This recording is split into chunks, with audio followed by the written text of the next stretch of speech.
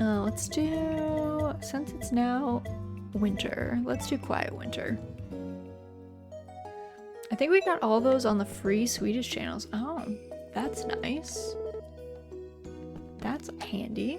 I remember Pokemon Sailor Moon, but they were on other non-cable channels. I think we didn't get it right when they aired, but after they aired on Cartoon Network, maybe that was it. Maybe at the time, if it was like cutting, quote unquote, cutting edge, it was Cartoon Network, and then later it was non PBS but still free channels. I felt a lunker on the line for the first time in a while, but this one was different. It was nothing like any that I'd encountered before. It took the bait without the slightest bit of drag on the line, pulling the whole boat with it. I had no idea how much time passed while I tried to reel it in, but before I knew it, my boat was lit only by moonlight. I was startled so much that I froze. I began reeling again, my hands numb from the fight. This fish was like a boulder on the line, but slowly, steadily, I pulled it in. When the first shadow of the fish finally appeared under the water's surface, the sky and the clouds were dyed bright orange. The sun had risen.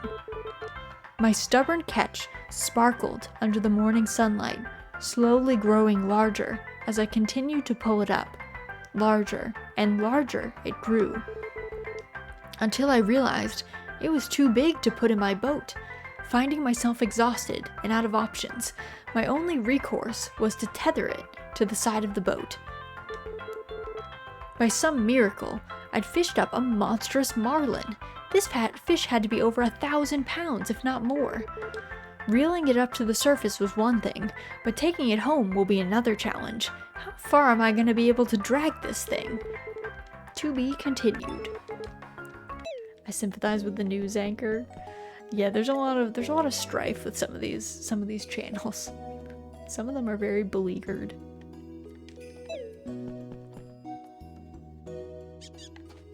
Alright, we're gonna leave animals inside today. Yep, all my crops withered. Tragic. So sad.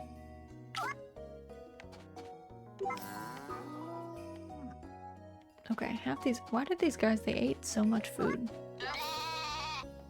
They ate like all of it, and I feel like I checked them recently. Okay, let's see.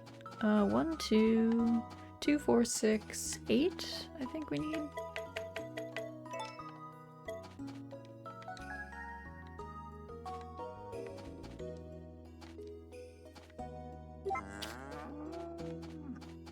Hey friend, I'm gonna need you to move, actually. You're kind of actually in the way. Okay, there's a lot of pushing happening in this barn. Also, we got mother's milk, which we need to give to the baby.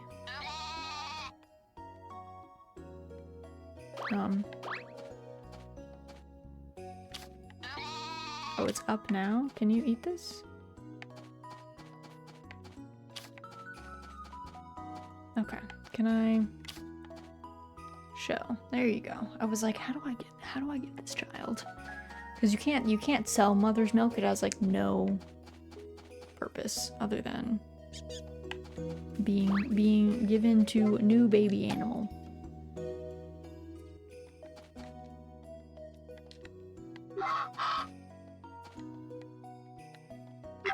All right. Hello, Raz. Wow, Raz, very cute. Hello, Como. Welcome in. Hope your Saturday went well. Hope things are good by you. Welcome in. We're just chilling. I'm wearing a creepy maid outfit today. Creepy maid time. Creepy maid season. Alright. I guess I gotta chop these. Tragic. That cost me so much money. There we go. I posted the Wishbone article in the new Discord under the media share tab. Yay! Thank you, Obi. I appreciate it. I'm hyped to read it. I think that'll be fun. Happy because I made chocolate cookies? I mean, that sounds like a very good reason to be happy. I love cookies. So tasty. Oh yeah, I forgot I have to do this in sets of 9. I was like, oh, can't I plant the whole field at once? The game is like, no. No, ma'am.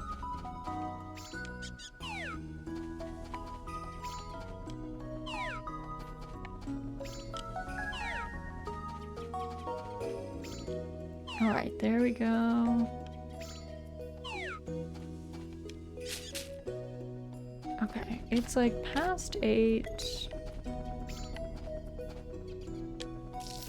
I'm not gonna fertilize these today. I'll let... How much fertilizer is in here? There's enough. There's enough for now. All is well.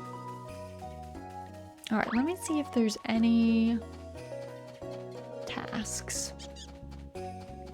There are. Okay, what do these people want? Also, Sully. Hello. Have some sashimi. You're welcome, sir. I also like how he's just going gray on like the front of his hair and like a little bit in the back, but like it's mainly, he kind of looks like he has frosted tips in a weird way. Please and many thank yous. Root crop, any A rank. 9 days left. Okay, we can do that. Hybrids. Sweet hybrids. I finished reading a book where the main characters ate hybrid crops. I've had them before, but I want to try them again. From Kate. I forget if rare crops, they must count as hybrids. Let me see what I've got for her. Did she want any? Okay, they could be any quality.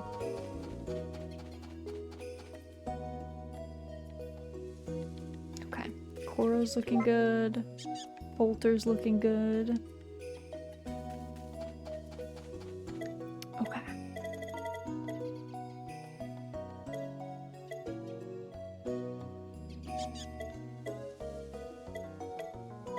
Actually, they're not gonna be in here, they're gonna be in this fridge. Let's see. Oh, I was probably supposed to save more carrots. Whatever. Oh well. We can give him potato. And then do I have any? I must have some random assortment of hybrid crops in here. Let's see. What have I got? What is there? Sweet tern. Do I have a lot of anything? Oh, I have a lot of toqueros. Yeah, we can give her that. There we go. We have a bunch of those.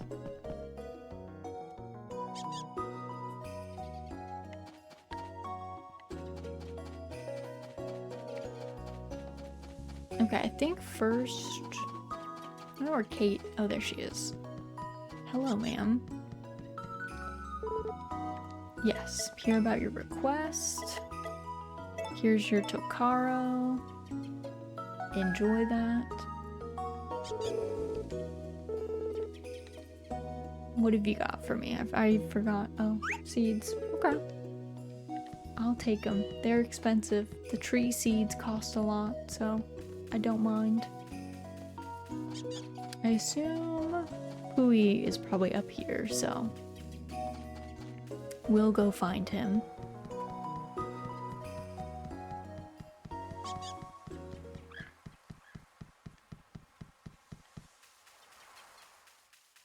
Let's see. Let's do... Oh yeah, Muku Muku is back, because it's winter. Mof Mof! Mof Raz! Momo! Mom Mof Mof! Our friend. Hello, Pui. Hear about your request?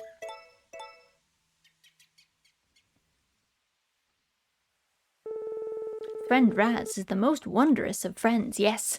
Many, many thanks. Here is a reward from your friend Pui. You are deserving of it. Thanks, Pui. If I am in need of other things, I will write on the board of many notes again. Thanks, bro.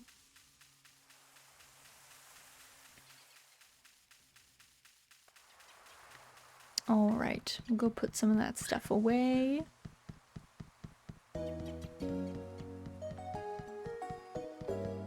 Actually, what are we at with Sully as well? This man, okay, we're slowly getting there. Making his way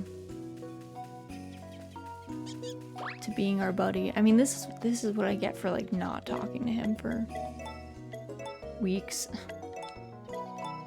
I was like, I'm good. I don't really like Sully. I won't talk. I'll save him. He'll be the last one that we befriend. Let's see. Can I put the energy drinks? Oh, I can put them in here. Okay. Good to know.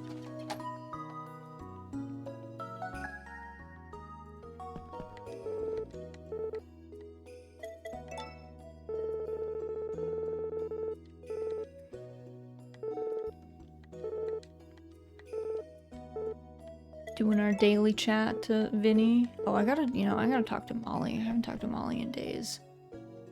Is Molly still our friend?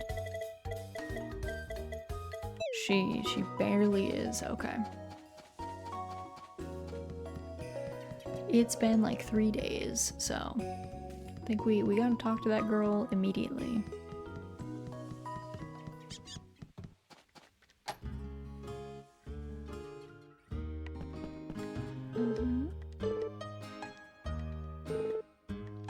Okay. We saved our friendship. That's all it took. A single conversation. Which I guess is kind of how some friendships in real life can be saved as well. Maybe just talk to him.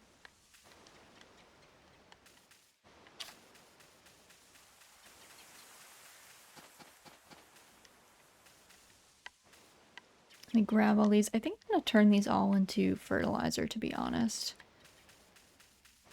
Make all the flowers. They're pretty ubiquitous, so.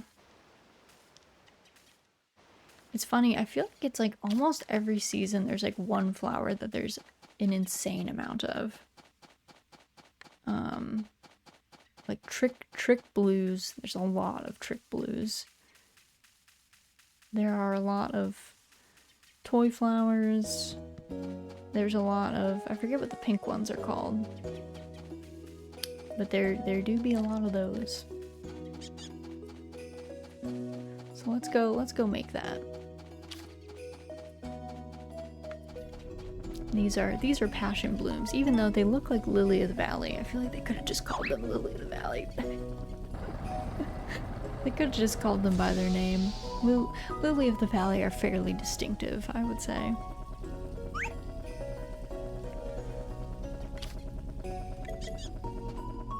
Oh, we got the devil's number worth of fertilizer, 666.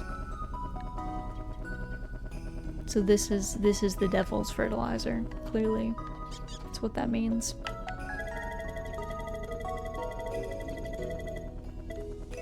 Give him hell. We will. Alright, we gotta fertilize some of our trees. Oh, we're slowly getting S-tier trees. Slowly but surely. It takes a long time to get S-tier trees. And quite a bit of fertilizer, if I'm gonna be honest. Morning, hello, Lumpkin, welcome in, welcome in. Hope you're doing well. Hope things are good by you.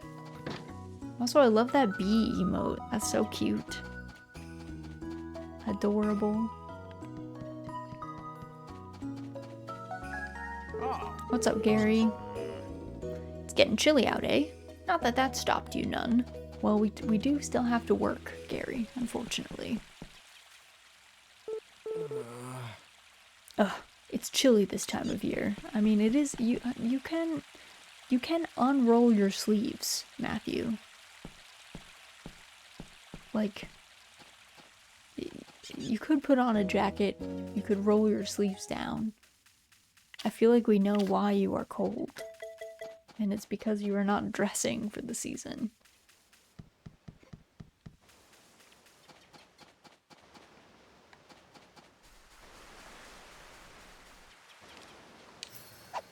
Alright, let's fish up some fish. I think we need some, like lobsters, I guess. Though you wouldn't really catch a lobster with a rod, but I don't know, maybe someone out there has done it. Things are going okay. That's a glowing review from me. Hope you're well. I'm doing alright, you know? It's kind of rainy today. But today I'm gonna go visit a friend I haven't seen in a really long time, and she just bought a condo. So we're gonna do a little housewarming. She's gonna show us around. We're gonna see the new place, so that's gonna be exciting. So I'm excited to see her, and I'm excited to see her house, so. And it's just gonna be like us and her and maybe her partner. So it won't be like a big housewarming party, so it'll be nice. It'll be calm and collected.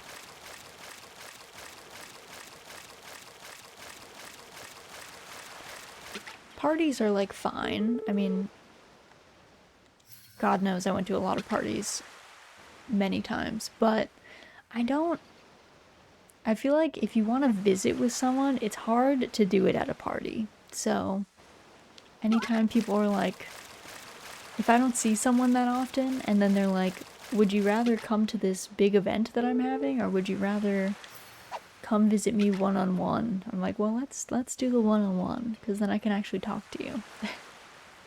Then I can actually like know what's going on in your life, instead of just like having to make small talk with other people that feels mean but I don't care about. That I have very little interest talking to. There we go. We got one.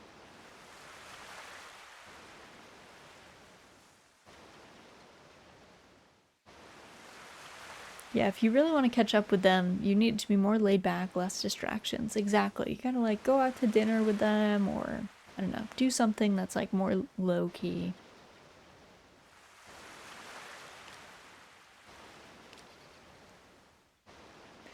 This friend also, she likes to go to like events and stuff, which is fun too, but it also makes it hard to visit, because if we're going to like something, then it's like the thing is distracting, you know?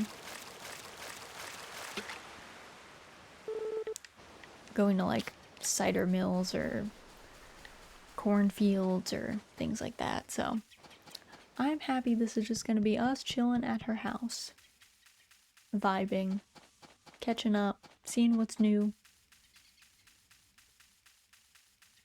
Especially because like I'm not really on social media. It's weird because I'm on Twitter a lot because of like VTuber Twitter, but I'm not actually like catching up with people. And Kukushi and Maven, thank you so much for the raids. Welcome in. Donkey Kong Trauma, oh my goodness. Kmuff, welcome. Let me get you guys raid shoutouts. What were you guys up to? Was it Donkey Kong? Was it Donkey Kong? I feel like it must be from your raid message, but welcome in. Hope you guys are doing well. Hope things are good by you. Well, let's see, what were you guys up to? Let's see. Ooh. We're playing Left 4 Dead 2 with mods. How was that? Did you have fun? Well, welcome in. I hope you guys had a good time. And thank you so much for the follow, Maven and Kmuff. Welcome in. Yeah, sure, fun. Maven is a charger magnet. Oh no! There's been a coordinated attack. Well, Donkey Kong's a charger. Oh, okay. Oh goodness. It was a lot of fun. How's your stream going? It's going well. We are just finishing. We're in autumn of year 5, so we're getting kind of close to the end of the game. We have like 1 full year left. But after that, we're gonna be ending, which is, it's making me a little sad. Why am I still here just to suffer? Oh no. I feel like I have friends that are magnets for big bads in games too. I can't explain why, but they like always get targeted, or like their RNG is always terrible. So I feel for you. It's like, please Please, enemies. Why me? Why today? This game brings me back. I know. If you played the original on GameCube, though, if we were playing the original on GameCube, we would not be nearly as close to the end as we are right now because it's a much longer game. But they have streamlined the experience for us. But yeah, we married Lumina. We did a like donathon, like a charity donathon when the game launched, and the first person to donate a certain amount got to pick our romance target. So we picked Lumina, which is kind of nice because Lumina was not a marriage candidate in the original, which is the one that I played the most. And because I never played like any of the special editions or anything. So it was nice to see her cutscenes because we're gonna play the original again eventually, so we'll see my girl Celia's stuff again. Saturday cozy stream. Hello chummy, welcome in. Hope you're doing well. Hope things are good by you. Thank you for the resub. 20 months. That is an insane amount of time. Like, how has it already been 20 months? It makes me feel like, I don't know, it makes me feel like I've been in a fugue state for like a while. I don't remember those 20 months passing, to be honest. I have little memory of that. Anyway, for the raiders though, if you guys have to raid and dash, if you have things to do, if you need to rest or get food or any of that good stuff, I super appreciate you bringing people by. I appreciate you stopping in, but definitely don't feel pressured to stay if you've got other things that need doing. But thank you again for the raid. I appreciate everybody stopping by the cottage, saying hello. Thanks, I do have to grab lunch. Yes, go get lunch, get some food in you, rest up. We have a no pressure kind of stream atmosphere here, so hope you have a fun and cozy stream. Thank you, I appreciate it. We'll be chillin'. We'll be just vibing. Pickles is like, she is like melting on my lap right now. She is like half hanging off in a way that if I did it, the blood would be rushing to my head and I would be feeling rough. But she seems comfortable. She's been like purring and making little biscuits, so whatever. If she likes it, she's living her best life. Did I give Sully his sashimi today? I don't remember, but I don't feel like hunting that man down, to be honest. Do not feel like trying to find him.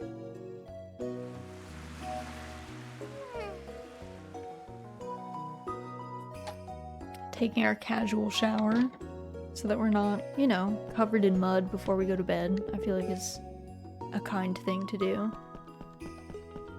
Oh. Raising Lottie has been quite the adventure. I'm overjoyed to see her happy and healthy. I truly couldn't have accomplished that alone. Thank you for all you've done, Raz.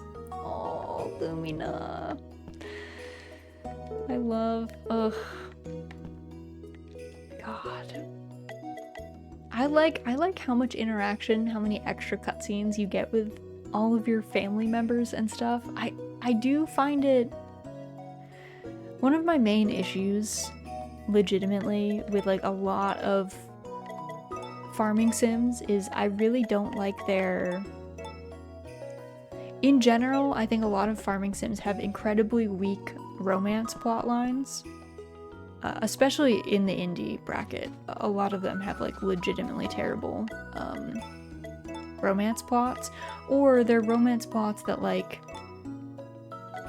you get married and then it's like, okay, this person is like never talking to you again. There's like no extra cutscenes, like nothing matters. It's like you achieved what you set out to achieve, I guess, but it just creates a really like weird sterile relationship vibe, which is also why I just don't tend to care about the romance in farming sims that much, because it's just genuinely not very well written most of the time. But I do appreciate in this one how much like I love how you get to see everybody grow and get older, and people's relationships like do change and become more complex. Like your child literally goes through their teenage phase and they literally hate you, and they like have all these angsty cutscenes. There needs to be more post-marriage content. There really does. Like just kissing your spouse once a day is not enough. Whoever want to talk with their spouse, oh my god. Okay, Jack, you say that, but I went to I was like at a coworker's wedding at one point, and part of, I don't know why they did this. I think I talked to her after because I was like gently trying to bring up why this event had like gone down, how it had gone down. And I was like, before they did their full vows, but like kind of in the middle of their marriage ceremony, or maybe it was just after vows, but they hadn't like walked out or anything yet, they had an open mic session where they let people take the mic and then like give the couple relationship advice. Oh my god. Illy, girl. Illy, it was so bad. It was so bad. Also, welcome in, girl. I hope you're doing well. It was so bad. And like the thing was, it can be fine. And to be honest, I'm lurking to say, yeah, no, for real. It was so luckily it was not specific advice. My original fear when they, you know, the not pastor, but like the person that was married, the officiant, when the officiant was like, we're doing this thing, I got really nervous because I was worried that people were going to be talking about like specific things for the specific couple, which to me is maybe even more horrifying. But of course it was only like older people, you know, people in literally like 50s and older were the only people who took the mic because no one else wanted to do that to these people. And they gave this advice that was telling on themselves so badly. Like, they would say things and you could tell by the way that they were, it wasn't necessarily bad advice, but it was like things that were so common sense, and because of how they were phrasing it, you could tell that it wasn't common sense to them. And this lady, I just remember this so clearly, she took the mic and with an air of delivering incredible wisdom, she takes the mic and she was like, make sure that you speak to your partner once a day.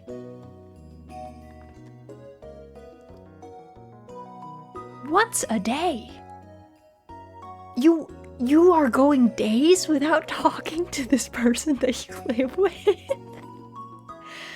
I was like, what? I was like, what is happening? What's it? And she said this like she was delivering this wisdom that you wouldn't know. And I was like, oh my god, she has definitely gone days without talking to her partner. And I was like, oh my, I was like, lady, you did not, like, I didn't need to know, like, now I'm at this wedding and we're supposed to be at this place for the next like 2 or 3 hours. And I have to see, every time I look at you, I have to remember that. And I was like, oh my god, girl, that is something else. That is something else. So there was a lot of that. There was a lot of like, I think there was some lady that was like, I think she literally was like, she was like, I know the both of you and you're both stubborn, but it's the lady's job to just agree with whatever he says. And her husband was sitting right next to her, or who I assume was her husband. And you could just tell that, like, from her tone and like the way she was saying that she was like, he's an idiot, but it is less friction for me if I just agree with him. And I was like, I was just frozen in shock. I was in shock. And my husband was sitting next to me. we just like slowly turned and looked at each other and we were like, oh my god, these people are all messed up. Don't you love some old school sexist couples advice? Oh, golden, honestly. It was brutal. If you are used to a culture where a wife is basically treated like a need to have decoration, I guess that is a big revelation. That is true, to be fair. Not that it is fair, because again, these people have been on the planet for like 50 years. So I would hope that within 50 years you would like grow, learn, gain new perspectives, advance as a human being. But to be fair to a lot of these people, because of their age, I have to imagine that many of them probably got married to people that they didn't want to get married to, and some of them probably didn't want to get married. They did it anyway. I mean, hell, I have my neighbors. I have the one neighbor that I share. I have neighbors on either side, but I don't share a property line. Like, I don't see the other people's houses. I guess these people, we like share a fence. Well, it's our fence, but like we have a fence. I can see their house. They're like in their 60s, I would say. They're technically common law married, so they're not like married because they've talked about it to us that they're just, I don't know, they don't like the institution of marriage, which is fine, but they're common law married. They fight. The way that they fight, I have sometimes had to leave my house. I have an old house, so I can hear stuff from outside fairly often because I have a lot of windows. My house is like 200 years old, so it's not the most secure. I don't have like layers and layers and layers of stuff in between me and the outside, but sometimes they are yelling so much and so aggressively that I have had to go outside and just make sure that everything is okay, because I have legitimately been concerned for people's safety, and they're both fine. They're just like screaming at each other as if something not fine is happening, but like then you listen and like the things they're saying is like super normal, you know? They're just like yelling about what to have for dinner or like where something is, but like it is aggressive. It makes me so anxious every time it happens, because then it's like if something is actually happening, like, do I have to go over there? Like and then, to be honest, I don't know if they have a firearm in the house, so I don't know that I would feel super comfortable going inside if there was something like really bad happening. And like, I have a firearm at my house, but it's a musket, and I don't think it's ever been fired. So like, that's not gonna work. That's not an equal it's not an equal situation. That's not gonna happen well. So I feel like people don't know how to communicate anymore without it getting aggressive. These two definitely are aggressive 100% of the time. Yeah. Honey, I will explode if you don't put milk on the grocery list. It's very aggressive. It's very, I think part of the problem is the husband has really low mobility. He's not wheelchair bound, but he has like a ride-on mower, and I think he does have a wheelchair in the house, but he can like get in and out of it. So I don't think he's very mobile, and I think he's hard of hearing. So like, I think what happens is like she tries to ask him something he can't hear, and like they both just get really agitated, and then it just like escalates up to an 11 when it could have been like a 3. But yeah, people, here's the thing. If you are fighting with someone to the point that you are shouting with them, that is not good. That is a rough level of feelings to be feeling. You should not be speaking to your partner with a raised voice, like at them. So, if that's happening, maybe not the way. Morning, Mama Raz. I'm watering the crops for you today. No ifs and or buts about it. You're always so busy, you know? I thought you deserved a break. Thank you, girl. Yeah, like, some healthy bickering is fine. Get that disagreement fixed before it festers. An argument? Agreed, Chef. Like, if it's getting to the point where you're like actually shouting at another person, you have gone steps too far. There's always like a better way. And honestly, shouting never helps. Like, you're not winning the argument by shouting someone down. So if you want to yell at some old bigot on the street, yeah, you do that. Hell, shout him down. Because you're not trying to win an argument. You're just trying to holler at him. You know what I mean? But your partner, you should probably not be trying to shout him down. You know, you should probably just be like speaking like human beings. And it's fine to argue. Like, have some like bickering, like have a disagreement. Be like, hey, this thing you said hurt my feelings. Use those I statements. You know, we were taught those as a kid. Be like, hey, this thing that happened, this is how it made me feel. And they can be like, cool, that wasn't the intent, but I'm sorry that's what happened. And then you move on. Another one of these people at that open mic session was like, don't go to bed seething angry at your partner. And I was like, seething anger?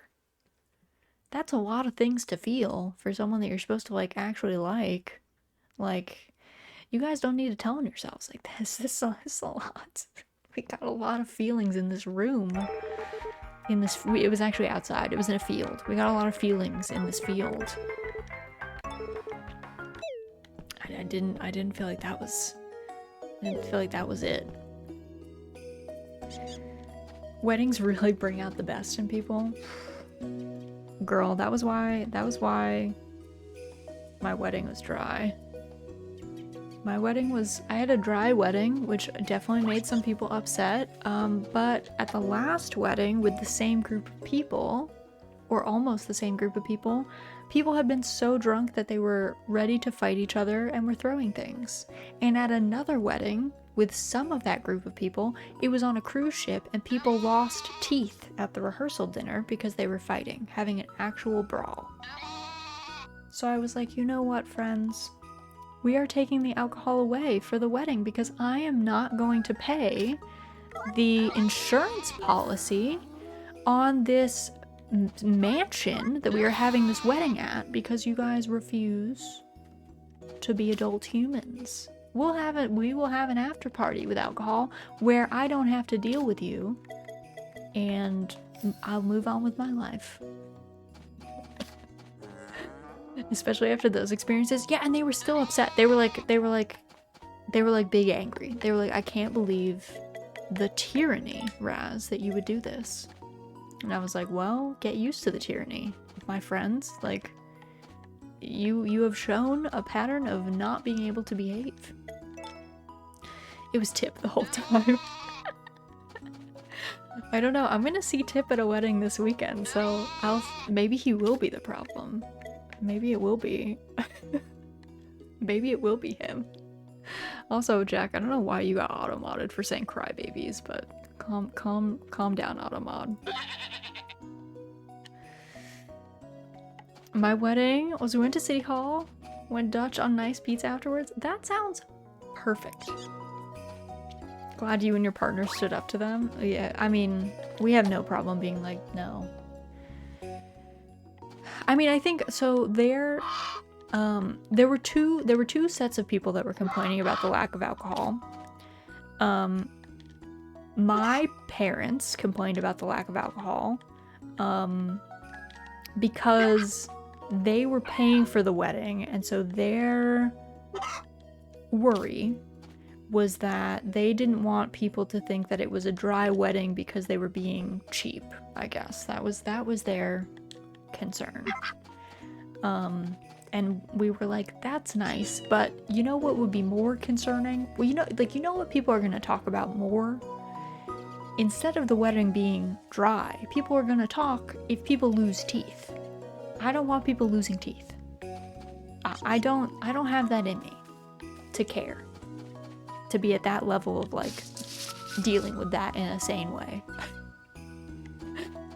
And the people that weren't paying for the wedding that were upset, I think just wanted free alcohol.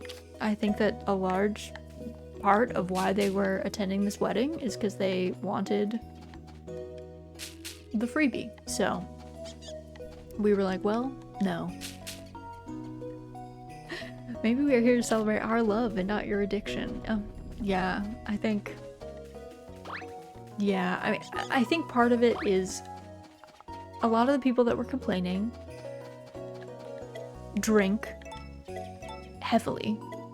And I think a lot of the reason that they drink heavily is because they are really genuinely uncomfortable in social situations. But that's not a reason to drink until you're so blasted. I think also alcohol gives them a really common excuse for when they behave badly. I think the alcohol was like, oh, sorry, I was so genuinely terrible. I was blasted last night. And it's like, well, that's not really an excuse. So, yeah. So I think a lot of them were just uncomfortable at the fact that they were now going to have to sit at tables and socialize with people without having alcohol in their system. But that is what most people do most of the day. So I probably would have been uncomfortable in the past, but that's because I used alcohol as anxiety medication. I'm glad I'm not in that position anymore. I think that's what a lot of them are like. I think a lot of them are self-medicating, which is not okay. If you are self-medicating, please don't do that. It's really bad for you.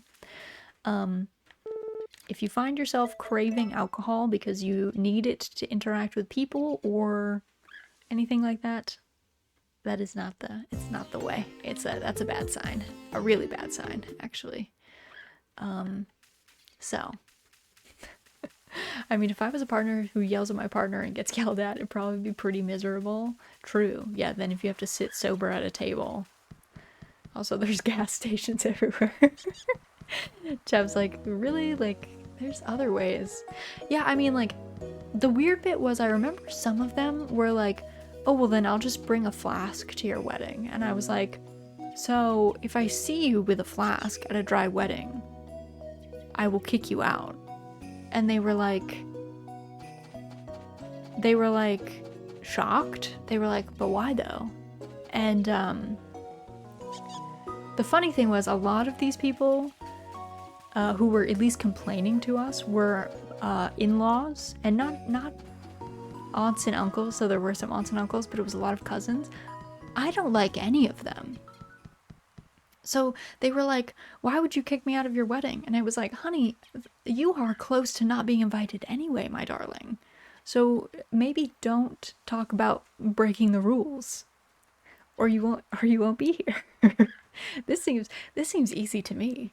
It's like telling a teacher that you're cheating on a test. Just don't tell me. Then I won't know. You know? You know? The flask is filled with chocolate milk, I promise. Hey, if you don't tell me and I don't see it, we don't have a problem. Unless you're acting wild. If I can't tell, you're fine. I don't care. But if you tell me, well, now you're just being wild. And you're definitely assuming that we have a much closer relationship than we actually have. On the one hand, I mean, part of me is kind of glad that they, I guess, didn't suspect that I don't like them at all. So, you know, I guess the acting worked out. But the other side of that is they were shocked to find out that, yeah, I don't actually like them, even a little bit. It turns out, at family events, I'm just nice to people because that's the nice thing to do. It's not because of any, like, actual affection. Turns out. Sounds like you treat them a lot better than their partners. Well, true.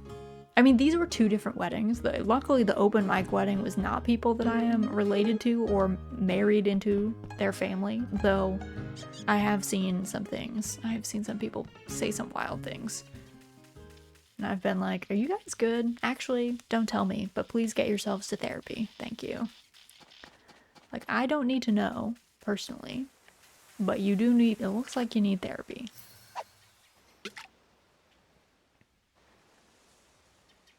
It's more like the really absent dads. That's actually what gets me, is like, I'll see the moms chasing after like 4 kids, and the dads are just like sitting there, and I'm about ready to be like, are you good?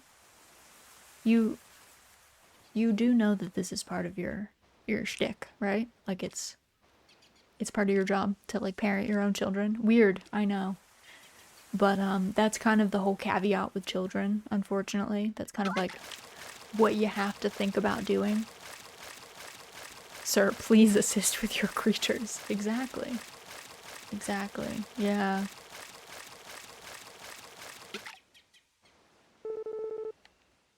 We already don't get along on we already know that we have differences of opinion. I have a clear memory of like my mother-in-law has a bar in her basement because they like to entertain and do like big parties and stuff. So they have an actual bar in their basement. And one of the younger cousins like he wanted to like, I don't know, bartend at the bar because he's little, you know, he just thinks it's cool and everyone's like gathered around this and it's like an attention thing as well. And we were like, no, you can't, because one, you're probably going to drop one of these glasses, and glass is literally awful to pick up.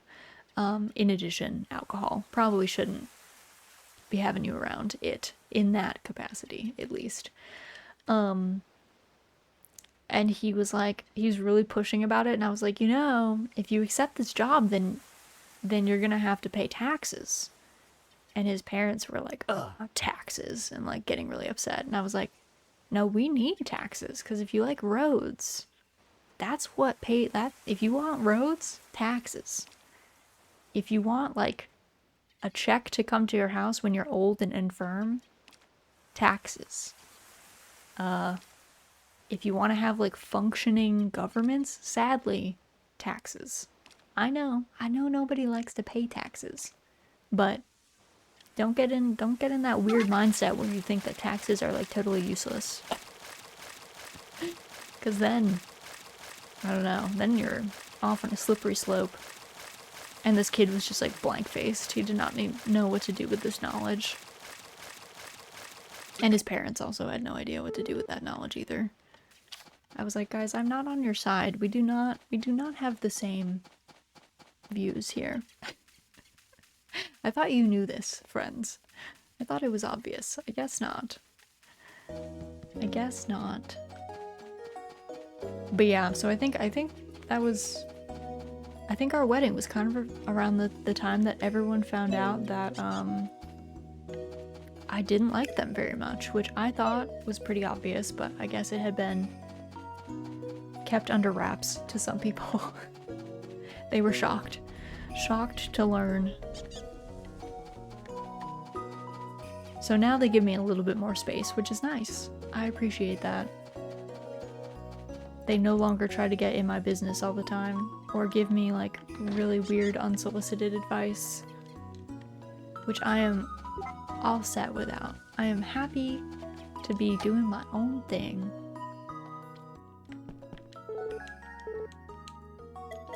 I don't even really take much advice from my own family.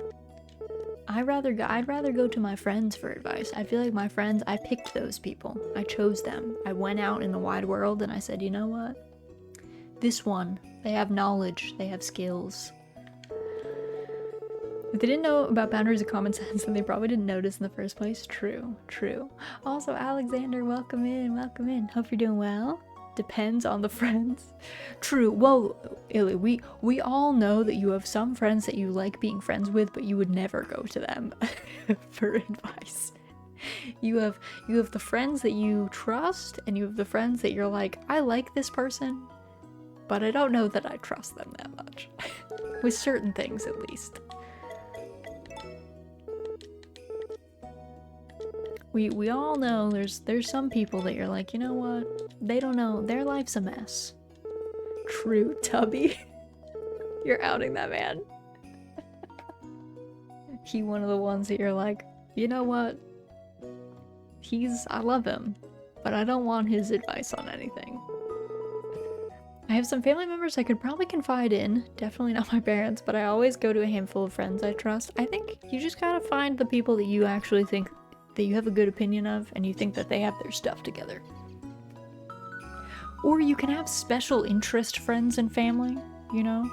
I have friends and family that I would certainly ask about, like, questions on taxes or home repairs, but I would not ask about things that require, like, a lot of emotional intelligence, you know? Because they don't have emotional intelligence. They're not good at that. So, you know, you gotta pick folks for different things. In fact, honestly, I suggest picking your friends and family as if you've got like think of it like a post-APOC survival team. Who has skills and the social ability that you wouldn't kill each other to hang out with? You know what I mean? You gotta think of it that way. You have to be like, who has practical skills? Who do I think could, like, grow food? Who do I think could, like, lift heavy objects? Who could maybe do some doctoring? Who could be, like, the moral compass of the group? Find those people. And then just befriend those people. Do that. Raz's go-to for really tough situations where I need an outside perspective. Aw, I'm touched. I'm glad we get to talk like that, Illy. I don't know that I always have the best ideas, but I try to at least be, like, vaguely calm. It's usually hard for me to be calm in my own personal situations, but when I'm, like, an outsider, I have a much better perspective. I think that's most people, though. When you're too close to the issue, when you're the one with, like, your feelings hurt or something, it's hard to be, like, impartial and empathetic. This is the secret reason why I play Left 4 Dead 2. I'm finding my squad for the future. You're, like, basically doing tryouts. How do people work under pressure? Do they feel like they can problem solve? Are they shouting at everybody and being mean and just genuinely terrible to hang out with? Well, maybe they're not going to be great for the survival situation when you're all living on a compound together. I always ask, do I want to play backgammon with this person on my front porch when I'm 90? Exactly. You gotta think of it like that. Is this someone you actually want to hang out with? Do you actually like their vibe? You learn a lot about people when you play cooperative games with them. You do. Yeah. How do these people give and receive feedback? If you ever want to check, play like Overcooked 2 with someone and then see how that goes. And if it ends up being close to friendship breaking, that's not a great sign. That's not the best.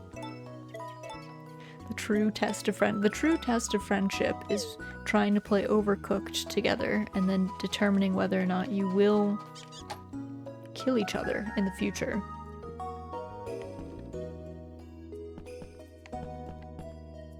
Very, very indicative of ability to perform under pressure and also take constructive criticism. I've had people block me because they were toxic to me in Overcooked 2 and I was having none of it. See? See? Like, you'll find the people who, like, you need people who also are not going to get super frustrated with someone who is incompetent, because people are going to be bad at things. So it's also a good indicator of that. If people can't handle people being bad at things, even though they themselves are bad at things. Like, no one's perfect. Now that Lottie is fully grown, the two of us can relax a bit more. I agree. Lottie's doing her own thing. Actually, wait. Oh, I didn't even notice that little spread changed when we changed our... Or maybe it was always like that? Maybe it was always like that. Everyone makes mistakes and it's okay? Exactly. Everyone, listen, you're not going to be perfect at everything. You can't be. And you also can't know everything. It's a hard It's a hard, sad truth that you're gonna be wrong, like, way more often than you're right in this life. Because it's, you cannot know everything. It can't happen. It's not possible.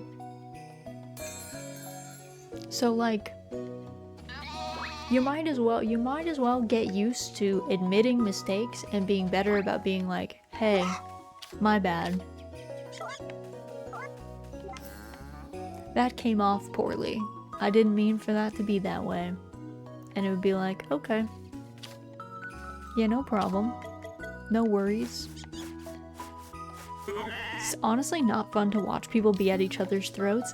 That is also why I highly suggest, if you're ever going to stream, I highly suggest that you play games with someone that you are going to collab with before you go live. Because here's the thing, this person could be your best friend off stream, but maybe you are really bad about playing cooperative games together. And nobody needs to witness the two of you just have your friendship fall apart, to be honest. I need to give it to the baby here, so sorry, chicken, you gotta move. I gotta give this to this baby. So yeah, you need to, like, otherwise it's not fun. No one wants to tune into a stream to watch people just, like, yelling at each other, or, like, I don't know, the super awkward silence that comes when somebody's, like, tilted. I don't think anyone needs that. And if you tilt easily in games, don't play them with other people publicly. Play them when it's just you guys in Discord, on voice chat, chillin'. Don't play them when other people are gonna have to sit there and watch you implode. It's also not gonna help your mental. Your mental is gonna be worse because you're gonna feel pressure.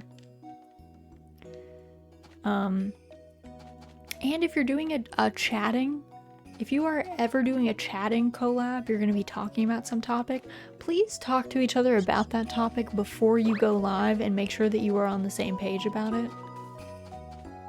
Because I have seen people collab and they're like, we are talking about a polarizing topic, a topic that has no necessarily good or right or obviously correct answer. And they get on live and they do not feel the same way. And they definitely did not show up. They did not show up, like, looking to have a disagreement. And it's like, guys, check that. Check that beforehand. I almost never collab with people unless I've at least talked to them on stream and felt their vibe. I was too trusting when I agreed to that Overcooked 2 collab. That's part of collabing for the first couple times. You're bad at it. Collabing is a separate skill set. And you're not going to be good at it right away. Even though I was the one being treated badly, I felt bad afterwards about how I responded to it. I wish I'd just left the collab the moment it started to be frustrating. It's like, but that's like something you learn. That, you know. You gotta remember that it's your first time living as much as it's everybody else's first time living. Unless you believe in reincarnation, but even then I think you don't come with knowledge, so. You know. Everybody around you, this is their first time being alive too.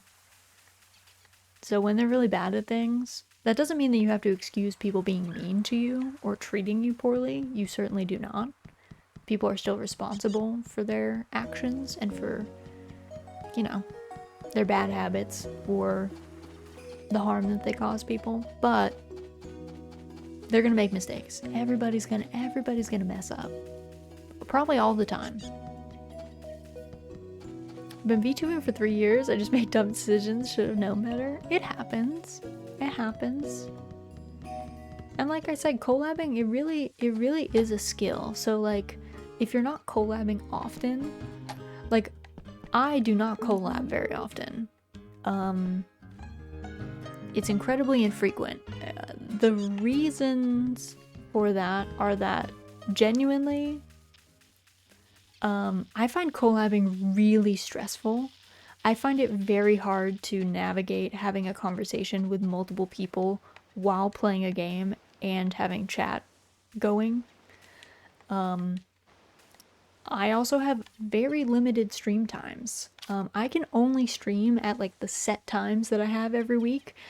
There's a little bit of flexibility, but like it's very hard for me to make my schedule work with other people. And also, we know this, I don't like games. 99% of games I literally hate. So most games that you would collab with someone on, I know that I would then be going into the collab playing something that I would not be enjoying, which increases an already frustrating situation or an already stressful situation. It makes it way more likely that it's like, I'm not gonna have a good time. And then it's like, if I'm not having a good time, are the other people able to have a good time? Probably not. Like, they can probably tell. So, in general, my plan for collabing, because I have had people ask me to collab, I would rather collab on games that I know that I would really enjoy, or I'm happy to not stream my perspective. I'm happy to play games with people. I just don't want to have to be juggling my own chat most of the time. Because I don't feel like I'm good at it. And it's part of it is I would need to practice, but then I would have to sit through a lot of like not great collabs, which would be kind of a shame, but maybe that's just how it has to happen. I think the best you can do in a collab is try and be one, I would not collab with people that are strangers. I would legitimately only collab with people that you feel like you're quite friendly with, that you really like genuinely know pretty well. Also, because your chemistry is just going to be better. It's more fun to watch two people who clearly like know and like each other do something than to watch people who don't really know each other. I have been in enough awkward social situations myself that I put myself in. I don't feel like I need to watch anyone else's. Is the way I think of it. I've done enough emotional damage to myself with that. I don't know that I need to pile more on top of it.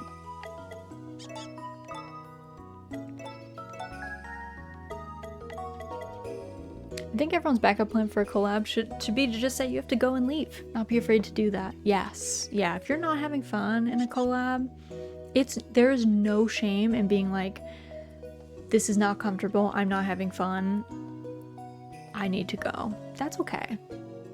As a viewer, I can't say collabs are my favorite anyway. They're usually not nearly as fun to watch. Also, Ducky, welcome in. Hope you're doing well. Thanks for stopping by. Pickles, you want to come here? Kuda. No. Come here.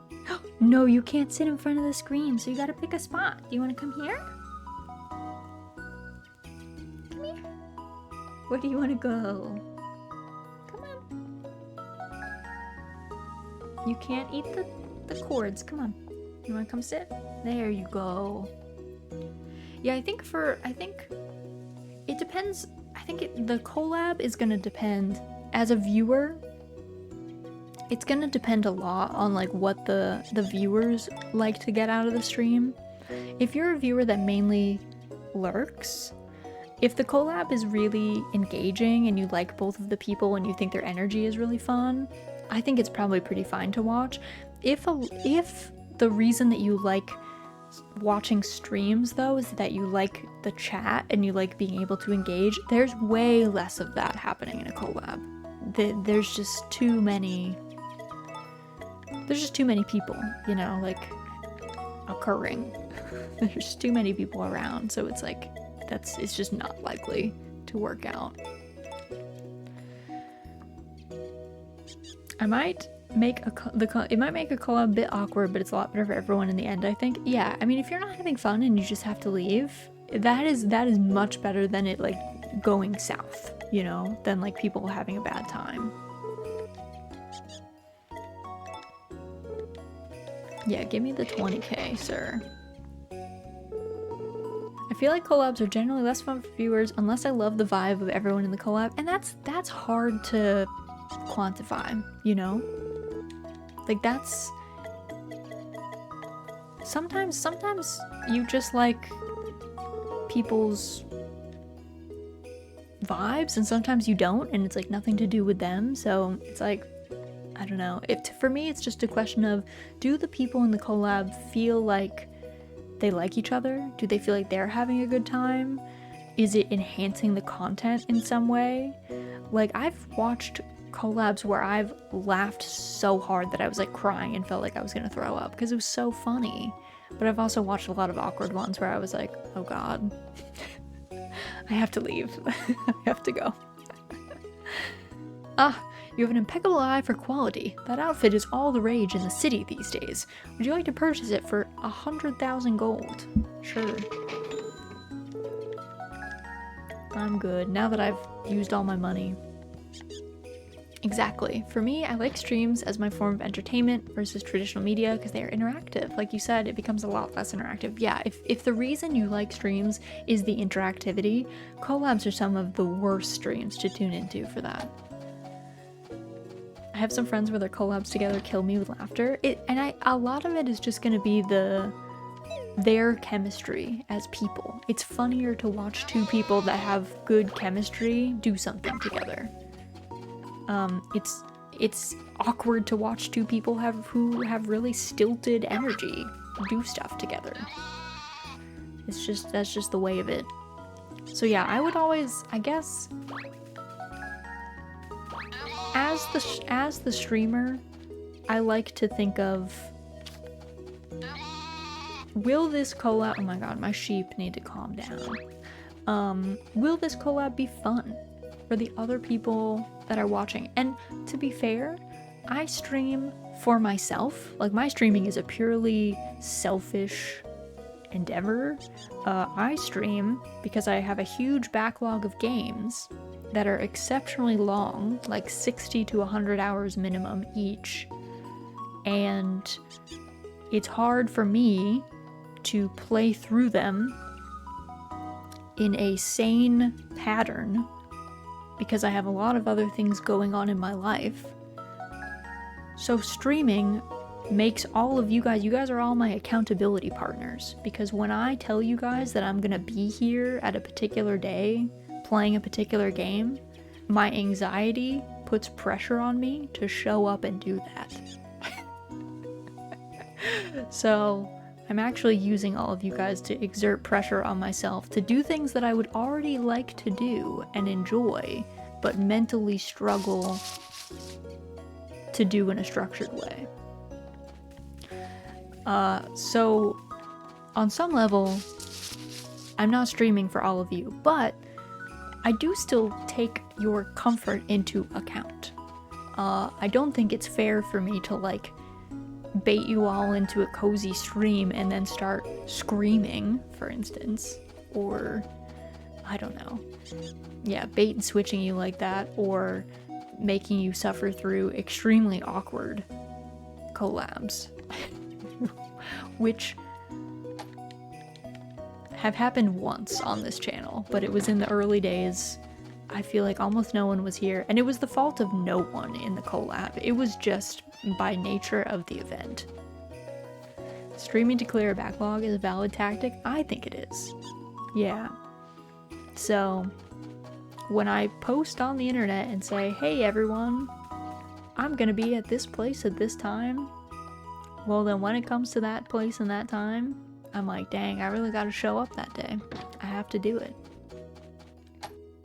Obviously, if I'm feeling unwell, or there have been a couple times recently where I was not feeling capable of being particularly entertaining or fun. Also, Illy, thank you for the head pats. I don't know if that actually clicked. Did it click? Oh, it did. Okay. It went through. But yeah, there's been plenty of times that I've canceled stream if I'm feeling really ill, which happens pretty much monthly. If I'm feeling terribly ill, or if I had a really bad day at work where like I'm just really drained, if I had to talk to people for like the entire day and I'm tired, I know that I'm not then going to be able to like be super entertaining or fun or have good energy on stream, so I'll cancel on those days. But in general, I try and just push through.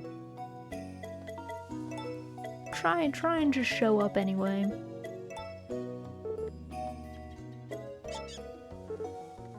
Van, my dude,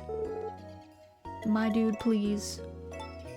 I've seen many collab streams where one or more participants give me a bad vibe. A lot of their jokes are insults, they're always sarcastic, they're always telling their friend what to do, or they're creepy. It's a bad vibe. It's a bad vibe. We're here for the cozy and chill vibes, and hopefully pick cam in the future. I thought about getting a Pickles camera. My one worry is that it is really easy for something to go wrong with the camera and to like dox myself or my partner, my husband, which would not be fine. So if I can find a way to do the camera in a way that wouldn't be a problem. Is Pickles your cat? Yes. Pickles is my fluffy, long-haired cat. She's a long-haired tortoiseshell. She's a rescue. She's really cute. I'm not biased at all. It's kind of like having a gym schedule with a friend. Exactly. Yeah, my stream schedule is like having a gym schedule. Pick VCat. Oh yeah, we could get her an avatar, a little like stream. That'd be funny. I don't know how it'd be funny if she could actually do it, but I don't think the tracking will pick up on cat faces, and she rarely stays in one spot. But get around it by doxing yourself now? God, no. Anytime there's always a every year. It's probably about once a year or once every 6 months.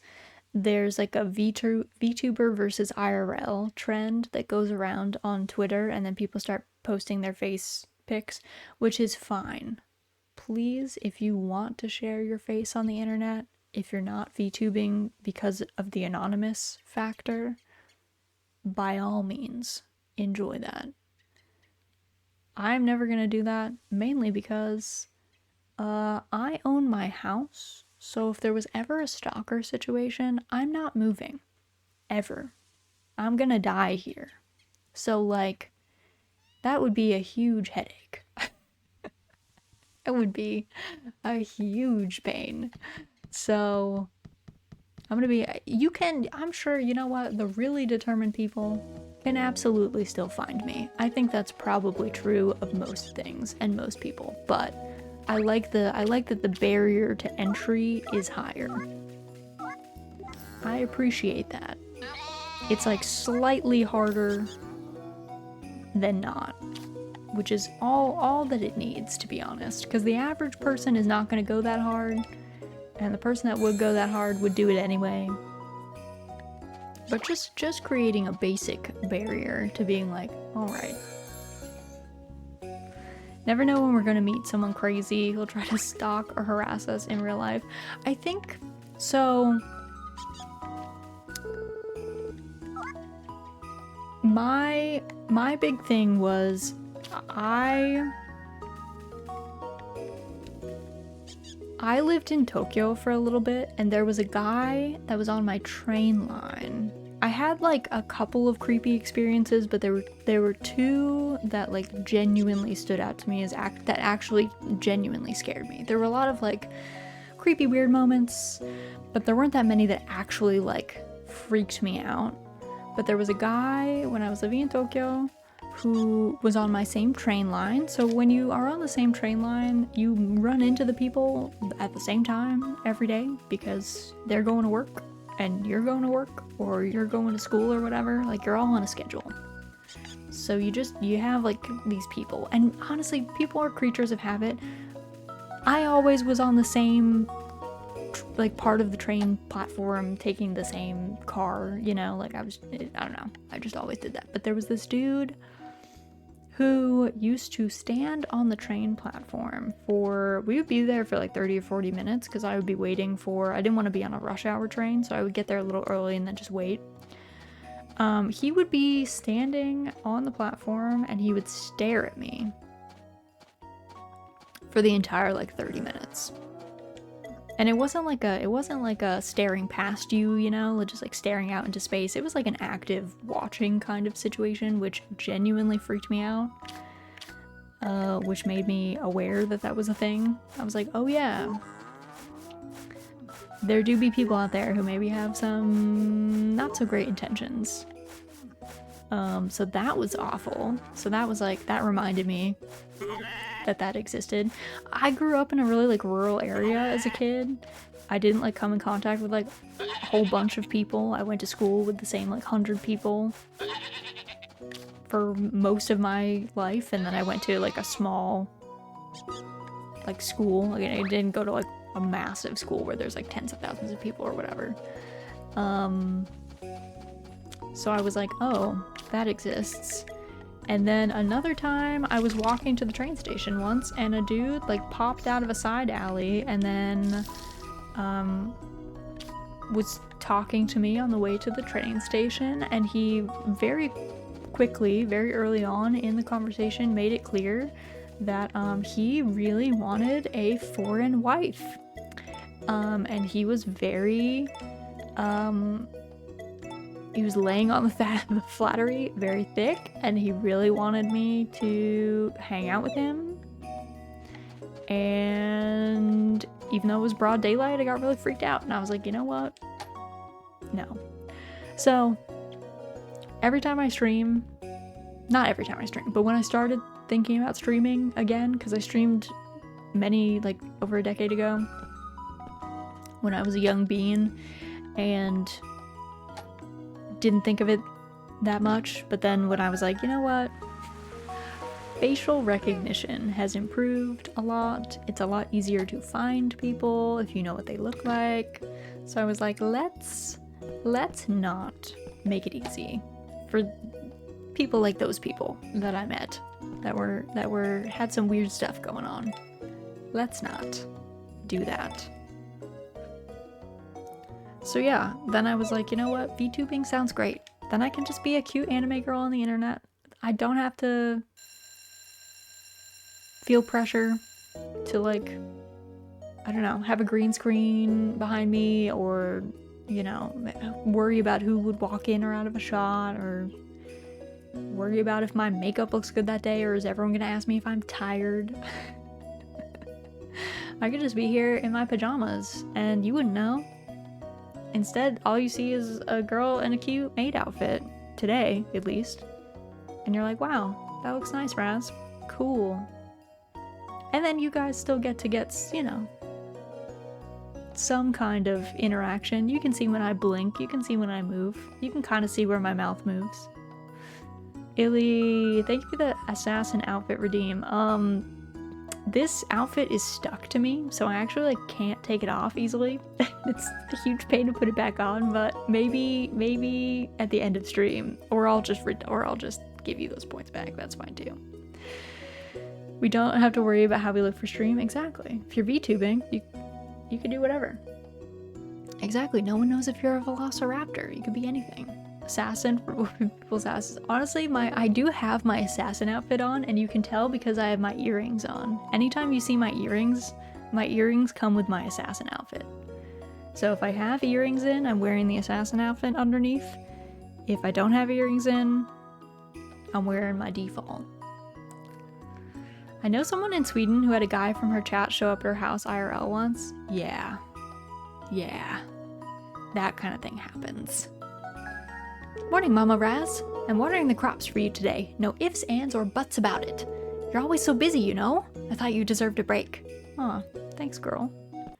I just love apples so much, but I have a really bad pollen allergy, which manifests itself by making my mouth really itchy and threatening to make me, like, actually have an allergic reaction if I eat raw apples. So apple picking is not as fun as it once was for me, but I can still eat apple pie and I don't know, other apple desserts, which is something at least. I can't be too mad.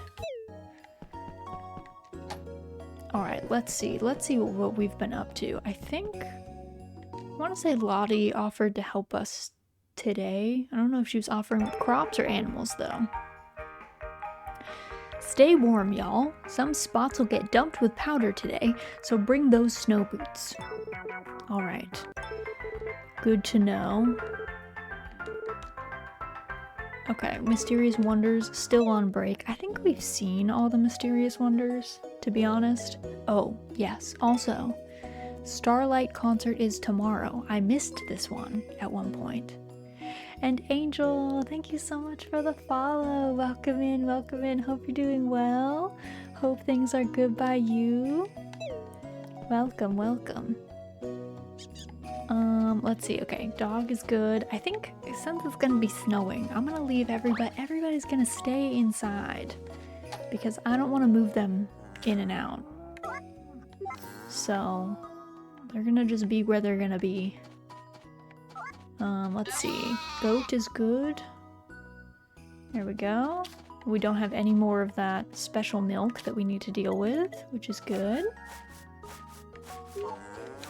Alright, let's get everybody brushed up, especially our sheep.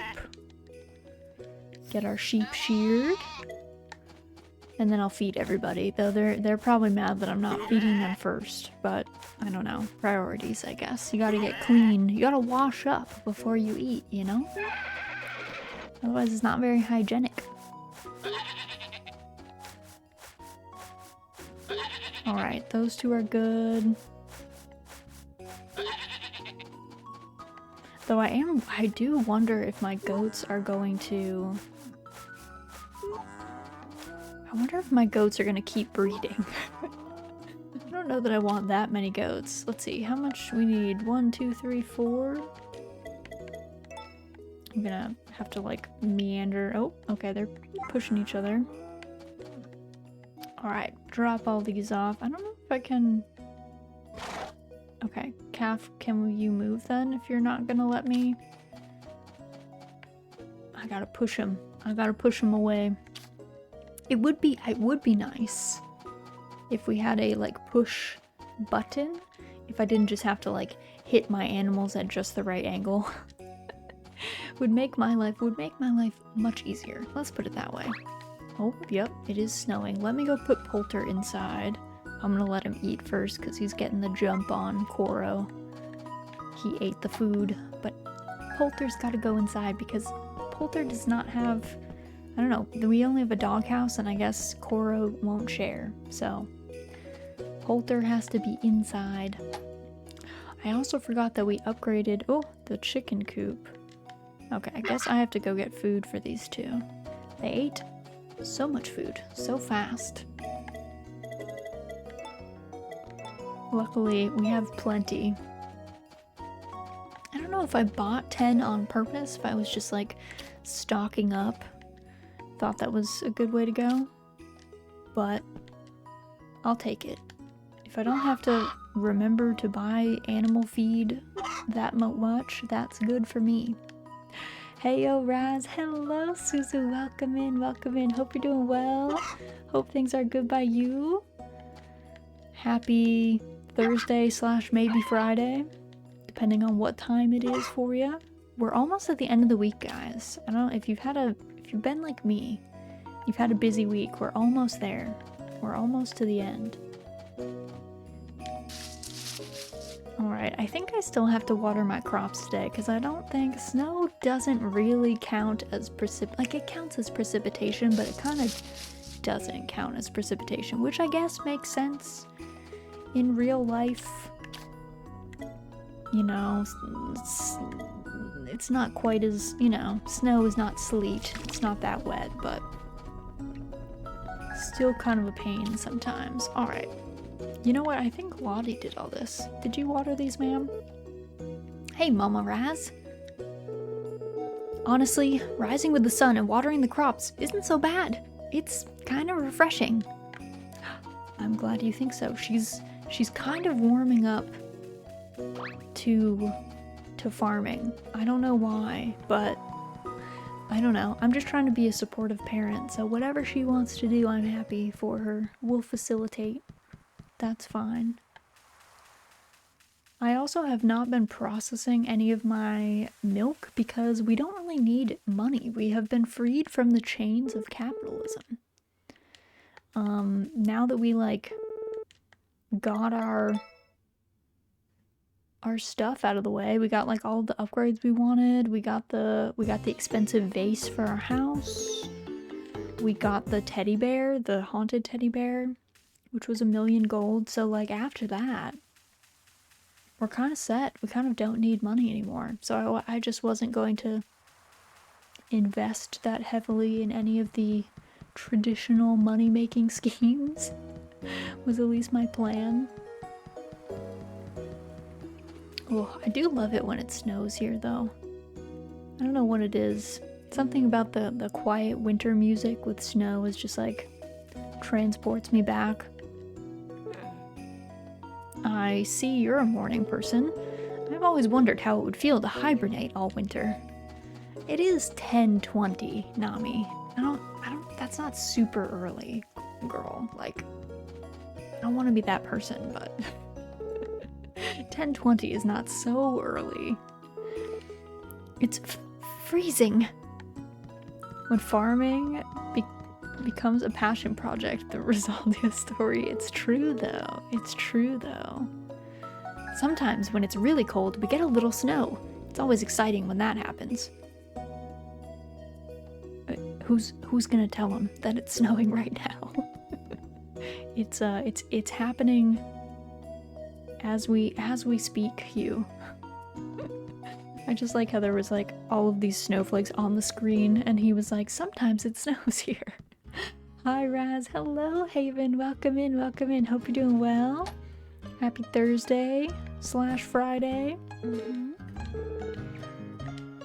Hope everyone's having a good, I don't know, second half of the week, end of the week. Where is Sully? Did he already go up to town? He did. Okay, we'll try and catch him on his way back. He comes back kind of late though. How's stream been so far? It's been good. We just started. We are in winter of year 5. We're getting really close to the end, which is exciting. I'm like a little sad, but I'm also excited. The only person that we have left to befriend is Sully, and he's pretty close. Like you can see, he's like pretty close on the friend meter. So he's our last person to get best friends with, because I can be best friends with Vinny in like minutes. So I should talk to Vinny today, but Vinny luckily does not need like gifts in order to increase his friendship. He just is starved for attention because he's stuck inside because he's a plant. So as long as you go talk to him, he's happy. And yeah, it's snowing today, which is exciting. Always fun. I do love that we've got like smoke coming out of the chimneys and stuff. I love that. I don't know. The little touches, you know? Also, I don't remember what we're growing. I have no memory of what we were up to. Potato? Is that all we're growing? I guess it is. I guess it's just potatoes. Okay, so we got a little field of potatoes. Casual. Our daughter, I think, watered our crops this morning, which is great. Feels like it's been forever since the last time I was about to actually sit down and watch her stream. I mean, life gets busy, you know? It's a busy time of year, to be fair. There's a lot going on. Halloween, I feel like a lot of jobs. It also depends, like, school is usually busy around this time of year. Lots of people have, like, midterms right before this point.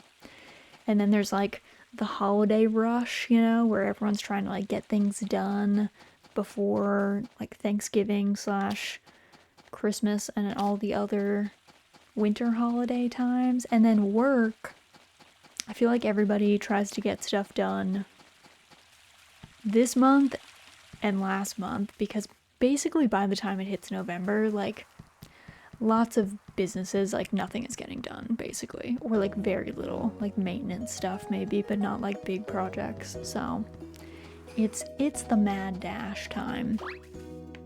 Mainly been life stuff, moving one of my partners in with me and looking at houses. Ooh, that's fun. Looking at houses is fun. I mean, I always find buying houses is stressful, and I imagine if you have to rent in a competitive market, it is kind of like equally stressful when you need to involve like real estate agents. But actually, like, being in a new house is fun. It's just the lead up that gets stressful. But hopefully all goes well with all that stuff. We're renting for now, but we finally picked one out to apply for. Nice. Well, hopefully your application goes well. Hopefully it gets accepted. That's very exciting.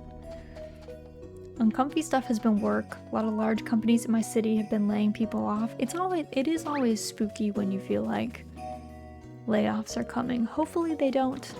If they do, maybe it's a good opportunity to try something new, or I don't know, be at a different company. Or even if you don't get laid off, if you feel like your company is like not treating people well. I always like at my old job, I used like anytime they had layoffs, like how they treated the people that were laid off was a big indicator for me of whether I should stay or whether I should go. So can be a decent litmus test, even if you technically survive the layoff rounds. But hopefully it doesn't happen anyway, or at least you don't have to look for a job. It always is stressful to look for a job when you like need to find one. Not that it's fun to look for jobs like at any time, but you would always rather be doing it when you like have a job and you have time and you can, you know, be a little leisurely, I guess, about it. I'm hoping in a few years you can buy. Yes, that sounds so fun. I mean, don't get me wrong, there's lots of costs associated with being a homeowner that are maybe not always so fun, but it is nice having your own space, and then you don't have to worry about, you know, rent going up and stuff like that. Company laid 10% off of the workforce. Picking up the pieces are equally uncomfy. That is true. Yeah, being the people left behind is tough. So true. The company that my husband worked at a couple years ago, they used to lay off the lowest 10% of the company every year. Every single year. And it was always right before the holiday party, which I feel like is a terrible time to do that, by the way. Like, let people finish out the year. Do it in like Q1 when there's like, you know, more stuff happening anyway. Yeah, and it was just, I mean, it just ruined morale because people were just like cutthroat and stressed, and they were, you know, everyone's already stressed because of the holidays, but when they know that it's like this layoff is coming, it was terrible. Classic never trust a company. They don't actually care about you. The classic case. You can't trust corporations. They're just not good.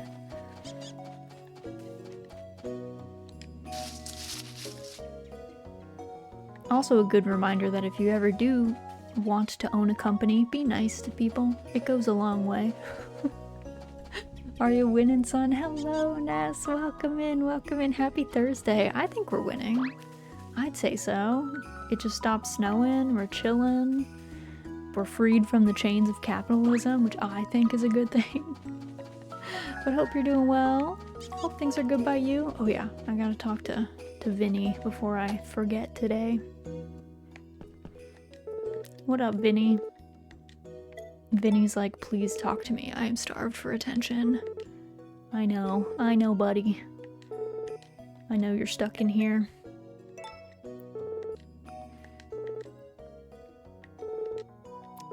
He gives so many good tips. You might as well talk to Vinny, because he gives you all the good lore. He I don't know, he knows lots of gossip. I don't know how he knows all this gossip, considering like he's in this building.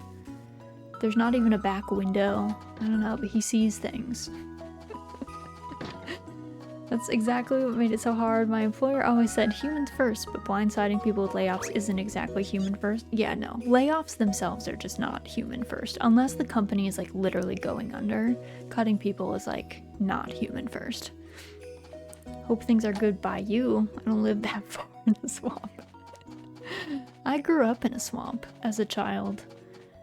I think people think that I'm joking when I say that, but no, I actually grew up in a swamp. It was lots of fun when I was a kid. There was lots of things to explore. Swamps change a lot over all the seasons, though I think my parents were probably a little anxious that I was, I don't know, running around. There's also a lot of bad stuff in wetlands that you probably don't want to be traipsing around in, but I did anyway. It was fine. I survived. All was well. Okay, is everyone awake? Are you guys all awake? You are. Okay. Okay, everyone's awake.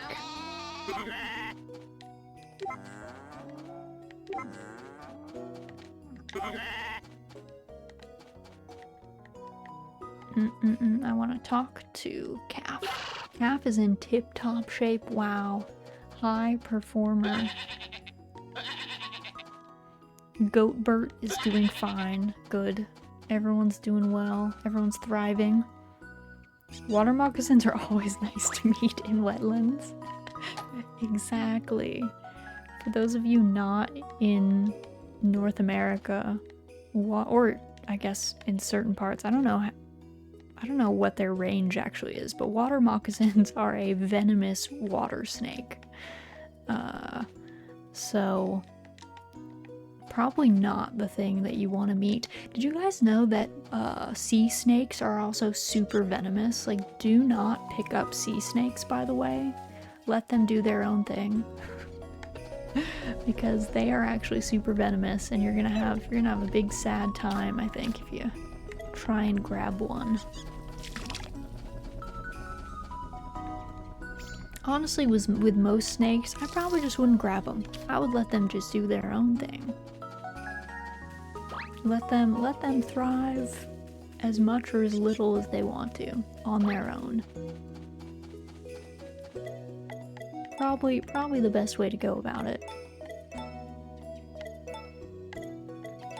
Alright, let's put all this stuff away. I guess I could start hoarding all of this, but I feel like I would feel bad if I suddenly stopped producing food as one of the few farms with animal products in the region. Yep, we can occupy our own spaces. Yes, we can all occupy our own spots. Daryl. This man. When I lived in eastern Texas, it was water moccasins and wild boar that would take you down in the wetlands. Boars are like one of those animals that I think people... Boars/pigs, both are this way. They look really cute. Like, I don't know, there's something about them that is kind of friend-shaped. And pigs at least can be friendly, but at the same time, they just bite through bone way too fast for you to, like, chance it. So, don't pet wild boars. Don't try and pet bisons. You know, any of that. Bite through bone. Hello, Kias. Welcome in. Yes. Also, Beeb. Welcome, welcome, welcome. Yes. Pigs bite through bone like really easily, which is also why it's kind of a trope that like people dispose of bodies at pig farms, because they'll eat everything, but it's partially because they just have a pretty strong bite. They can just like chomp through a limb with like ease, that a lot of other predators are like, oof, this is tough. But pigs are just like, nope, no problem here. I love this. So it makes them a little scary to just like casually hang around, I guess. I need, also, where did Sully go? Where is this man? He's missing. Is he at the beach? Oh, he's down by the pond, okay. Sully, what are you doing down there, bud? Used to raise pigs, yes they do. I saw there was like, I think it was a YouTube channel, I want to say. No, that's wrong. Where is Sully? Is he on a run? Did I miss him? Where did he go? Did I make up that he was over here? Where, how did he so fast? I thought I was fast. But yeah, I think it was like a YouTube channel or something, and basically they owned animals. They like ran a farm. And their two main rules were that you didn't turn your back on anything with horns or pigs. They were like, yeah, we keep our eyes on pigs and anything with horns. Just because you don't want to get gored and pigs can chomp you. There's also the fact that when a pig escapes and goes wild, they become boar. When your dog gets loose, they don't become wolf, but pigs go, hold my beer. Pigs are like, hold on. Give me a second. I'm returning back to king of the forest, really.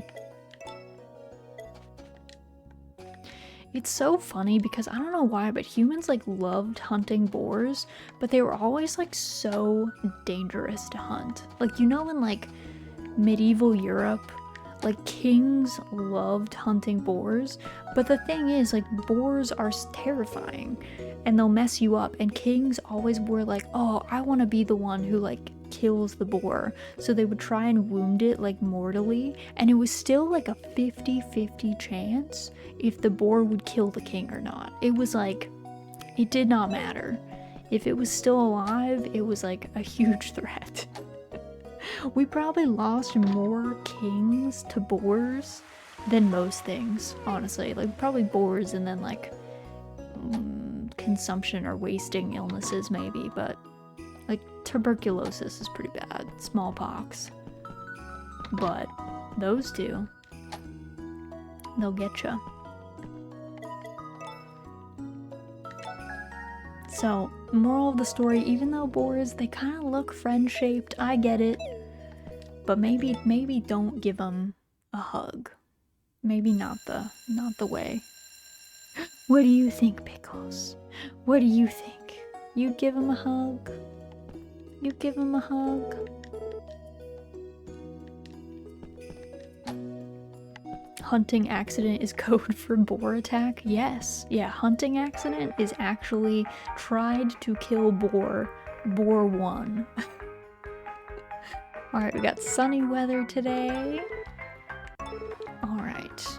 Luck today is not great. Alright. We'll take that to heart. Okay, what time is the festival today? It is 6 to 11 p.m. at Gustafa's Yurt. Okay. Alright, we're gonna let everybody out because they said that the weather is good today. So we're gonna take advantage of that. Drop all that off. Alright.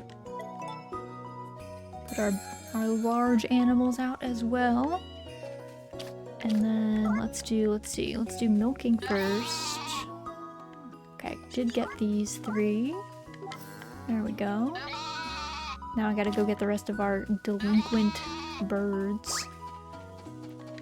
They're trying to escape. Honestly, the birds in this game are pretty much like guinea hens in real life. They cannot be corralled. They don't want to be contained, so they just aren't. And there's nothing we can do about it. That's just it.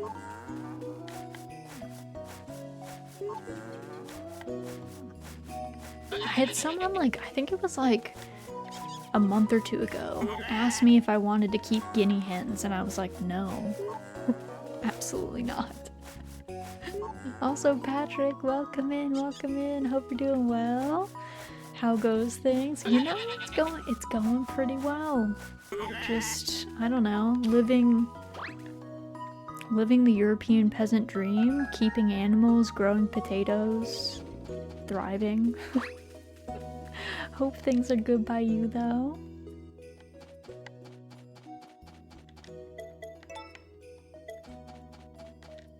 I guess if I was a European peasant living the dream, I would actually probably be like a tenant farmer who was really stressed, and I would also probably be worried about boars and wolves. Boars for myself, wolves for my livestock. Probably wouldn't be as fun. Probably not much of a dream. More like a nightmare, maybe.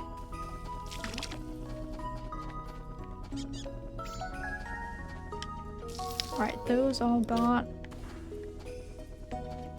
fertilized with our, I don't know, fertilizer cannon, I guess we could call it, technically.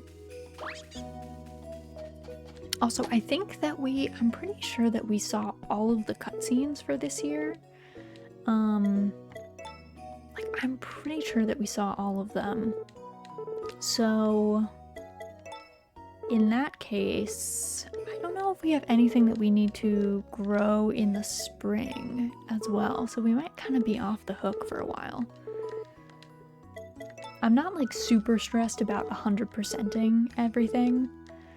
I was watching Kath. Kath is when she was playing was like trying to grow every crop and really kind of trying to 100% it. I feel like I don't have the patience to do that, though I appreciate that other people do have the patience to do that because I use them for their knowledge in these games. I'm more like grow what I feel like growing. If things don't work out, give a big shrug, no worries. Also, I don't know why, but I turned the corner and I thought that this lizard was a big dog. And the first thing my brain was just like, dog. And then I was like, wait, no. It's the lizard lives here. The lizard with the bandage. This is his home. Then I talked to Muku Muku, our friend. Oh, I didn't even notice that there were these mushrooms here. That's another secret spot. Are there any more that I just didn't notice in here? I don't think so.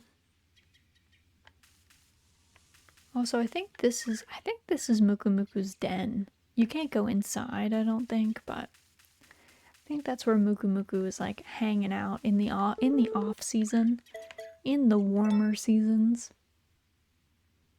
It's kind of like reverse hibernation, I guess. Local cryptid just chilling in a cave, as you do. Maybe that's like classic cryptid life.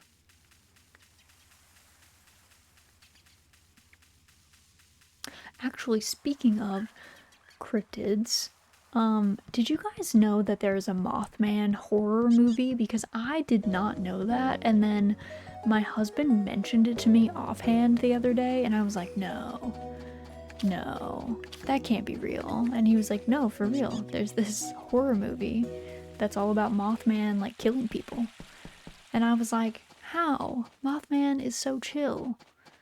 Like, of all the cryptids, I feel like I wouldn't be freaked out about Mothman.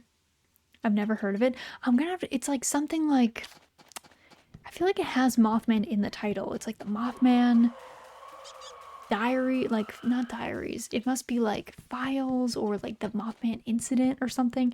And it's like, I want to say it's like late 90s, early 2000s horror movie. And it's like basically that, like, it's almost like a Ring plot as well. Like, I feel like it's like people receiving phone calls or like watching a piece of media, and then like Mothman goes after them and they all die in like, you know, like Final Destination ways, you know, like just misfortune. Because I guess that is part of like the Mothman original lore is people were like, oh, the Mothman was like seen around this bridge before it collapsed. But then I think in more recent years, people have been like, no, Mothman is like, was trying to warn people that the bridge was going to collapse. He didn't cause the bridge to collapse, but I think in this movie, he's like the cause of it or something. And like everybody except one person in the group died. The classic, you know, only one person survives and like tells the tale. It's a weird one though. Yeah, my husband was like showing me clips of it, and I was like, I couldn't believe that it existed. I was like, Mothman's so chill though. He's just a bro. He's just a moth. He's just hanging with his large red eyes. You know, the sole survivor trope. Very, very common in horror. I guess it makes sense if everyone perishes, then who tells the story? Like, you know, who knows what happened? Because there's lots of disasters in history where like nobody made it out, but then you don't really know like what happened. Then it becomes some kind of mystery. I'm gonna get in between Takakura. He was very much considering what was going on over here, and I just snuck in front of him. Was like, pardon me, I gotta put these things away. Koro smells like sunshine. I don't really know what that means, but it sounds nice. That seems like, I don't know, does sunshine smell like fresh laundry on a line? If so, I feel like that's pretty amazing for a dog to smell that way. Especially a dog that lives outside. As Koro does. He does have a doghouse, but he doesn't really like come inside the house much.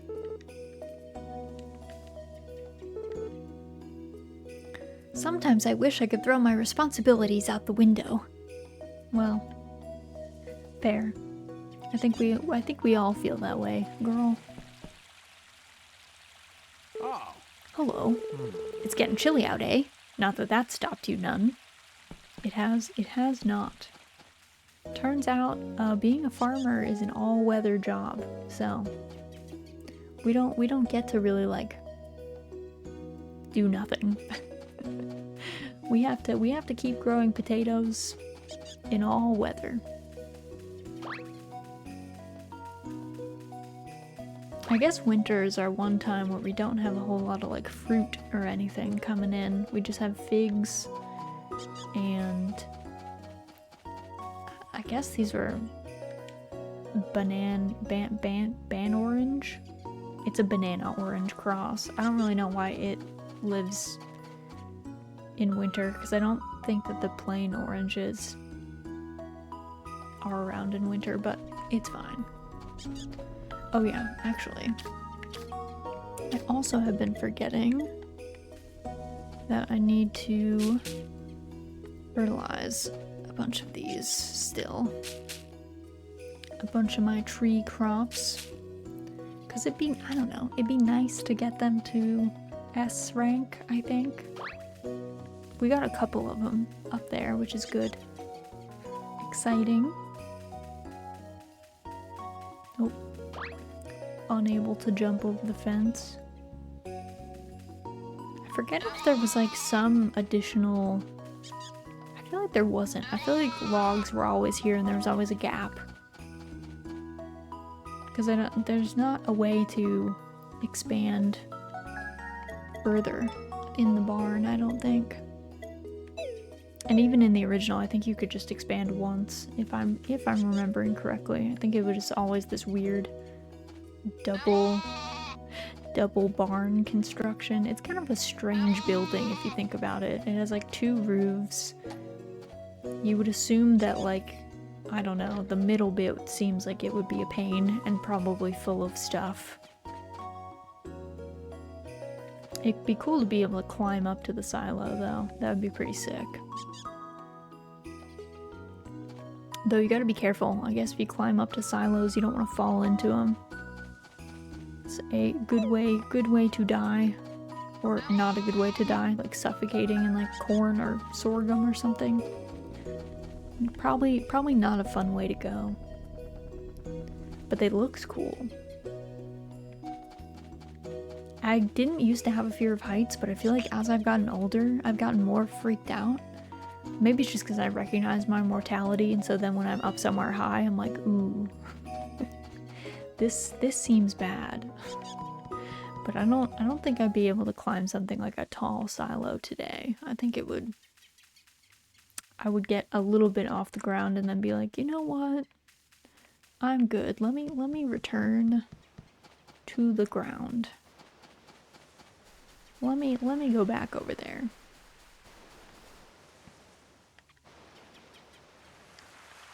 I do wish we could like borrow one of these boats. It'd be so cool to like travel along the coastline. Cause there's all sorts of little coves and stuff, you know? Probably be pretty rad.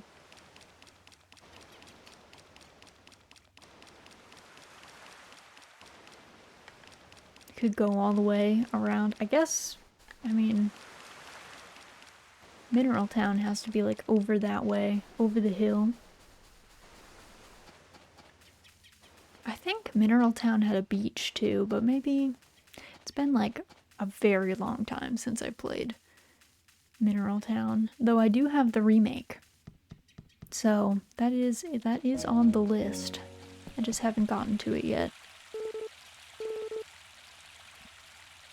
All right, let's give him some more gold.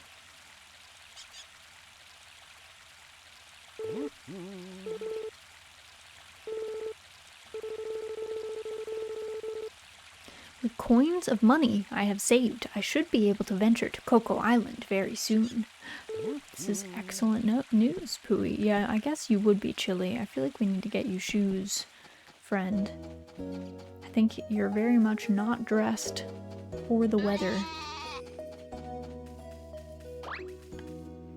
Alright, let's see. Everyone's looking good, I think.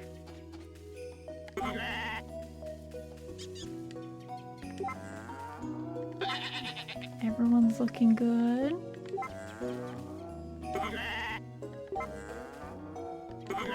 Nice. Takakura inspecting field. What he finds, I don't know. What he's looking for, I'm not sure. Oh my god, calm down, sheep. No one told me the sheep were gonna be so loud, but they have so many feelings. Alright. Oh, we did manage to get Gertrude. Okay. Nice. Alright, everybody can go back inside, and then we can go to the festival.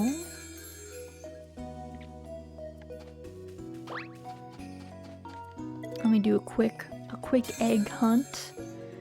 I kind of keep leaving a lot of eggs in the field. I was like running around the other day, and I think we found like 3 or 4 of them that I had just left out for days, which is probably not really recommended, especially since I sold them to other people. It's probably not appropriate, but I didn't care, I guess. No, who was gonna stop me?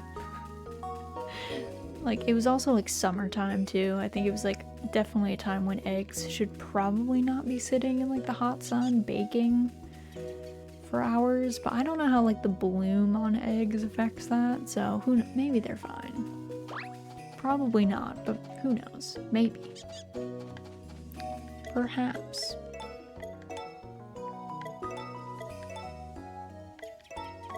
Alright, let me also water my crops if they need it. And then we'll head down to Gustafa's. Give all these guys water. Alright. It's time. It's time for the festival. I think I have to go... I don't remember if I have to go into the yurt or just like approach the yurt. Let's see.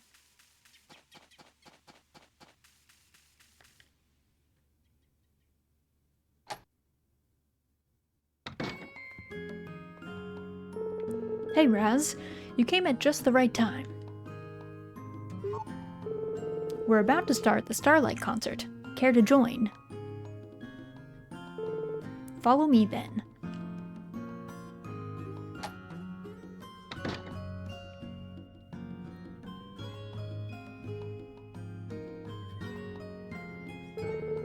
Oh, Lumina got here just in time. You two are harmonizing as well as ever. I gotta admit, I'm a little jealous. Well, take it easy. Hope you enjoy yourselves.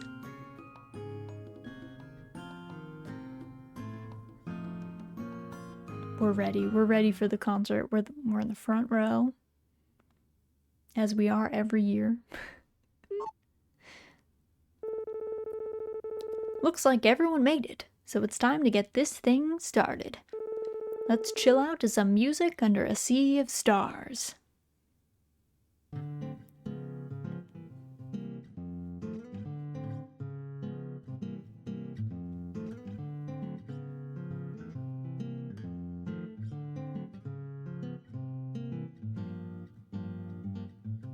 Everyone's so happy.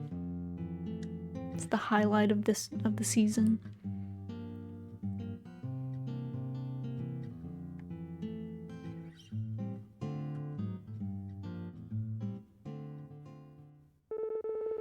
Time to wind this thing down. I want to thank all of you for showing up today. If you liked it, come around again next year.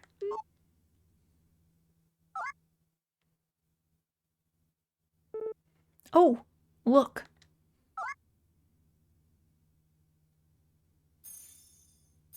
Shooting stars, a meteor shower. So cool. Nothing can compare to the Starlight concert. I've participated in this event countless times, yet every year, it feels as though I'm discovering nature's beauty for the first time. Ah, that's right. I mustn't forget to make my wish. You should hurry and make your wish as well, Raz.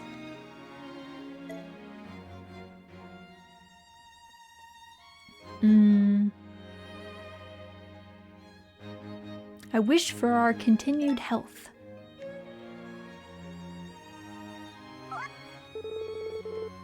You feel a mysterious burst of energy.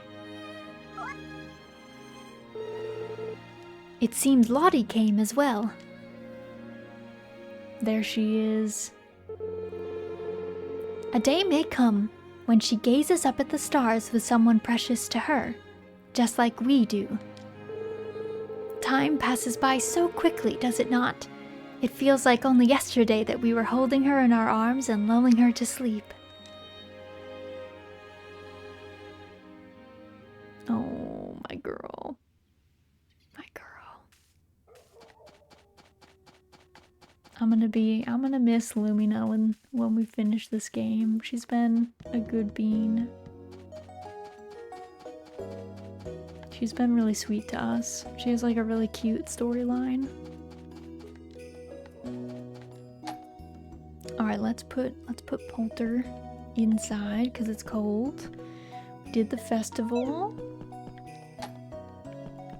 Gotta take a bath because, you know, smelly from being outside all day. Probably extra sweaty because it's winter, so you're all bundled up.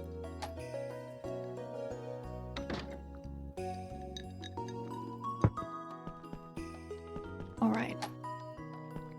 Time for bed.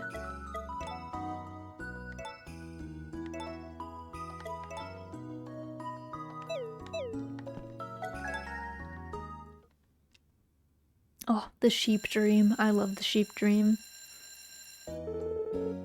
Raz, do you have a moment? I'd like to water the fields this morning if you don't mind the extra help. I can't have you doing all the work now, can I? Aw, thanks, girl. Hello there, Raz. Taking part in the Starlight concert is such a pleasure. I do hope Lottie enjoyed it as well. While I am tempted to ask who she went with, I will refrain. A lady must be permitted her own secrets. Aw. A suitor. I think she did tell us that she likes Hugh, I think is who she said that she likes in town. Alright, sunny weather. Greg's fishing diary. Water surrounded me in every direction. I had only my instincts to guide me. All I could do was steer the boat and hope for the best. But then, the boat began moving on its own. There wasn't a trace of wind, so why? I looked down to see. The marlin's tail was churning through the water. The massive creature was still alive. If it could accelerate the boat, then all I'd have to do is steer. I made my best guess about where the closest docking point was and steered in that direction. Eventually, the familiar silhouette of the coast came into view. When we finally pulled up to the rocky cliffs, night had fallen, and the poor marlin had used the last of its energy. I silently gave it thanks. Luck today's good, okay.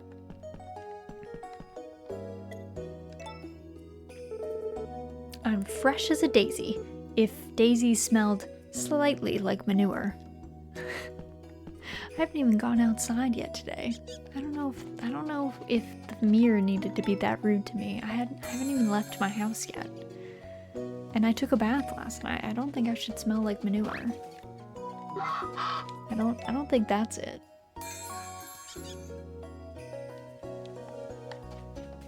Alright, let's see. I thought it was interesting that you couldn't have a child wish this year. In the past, you've been able to wish for your child to take an interest in like farming and things. But it seems like this year they were like, nope, your child is already settled. So alright, I gotta see if my goat will wake up. Just waiting, just staring at her. Be like, Serena, hello, ma'am? Yeah, sheep, can you help wake her up? Yeah, keep going, keep yelling. You're doing great. There we go. Wow! It worked. That's so nice. Good job. The sheep helping out on the farm. Doing good work. The sheep was like, hey, mom's telling you you gotta get up. Hurry up. Alright, I think that's everybody. I think I also, did I get all of... I think I did get all the milk, okay. Alright, now I gotta gather my delinquent birds and lock them away. They're all going to jail. Jail being the paddock. This one's trying to hide so that I can't grab it, but little does it know I'm able to squeeze into corners just as well. Just as well as the next person. Okay. Our plants are watered because Lumina did it for us this morning, which was nice of her. And then we can talk to Vinny. Actually, wait, let's go. What does our girl have to say? Did you have fun at the Starlight concert? Oh, me? Well, I'm not going to tell you. Okay, well, hopefully that means that her date went well, if it was a date. Like, hopefully she just is, like, shy and it's not like it went poorly. Where are you going, Pick? Oh my god, you are parkouring in a weird place. I wouldn't go that way. Yeah. Okay, that's a better route. Good job. Alright. Now I can readjust a little bit, because she's hopped off my lap. She'll be back, though. She always is. Alright.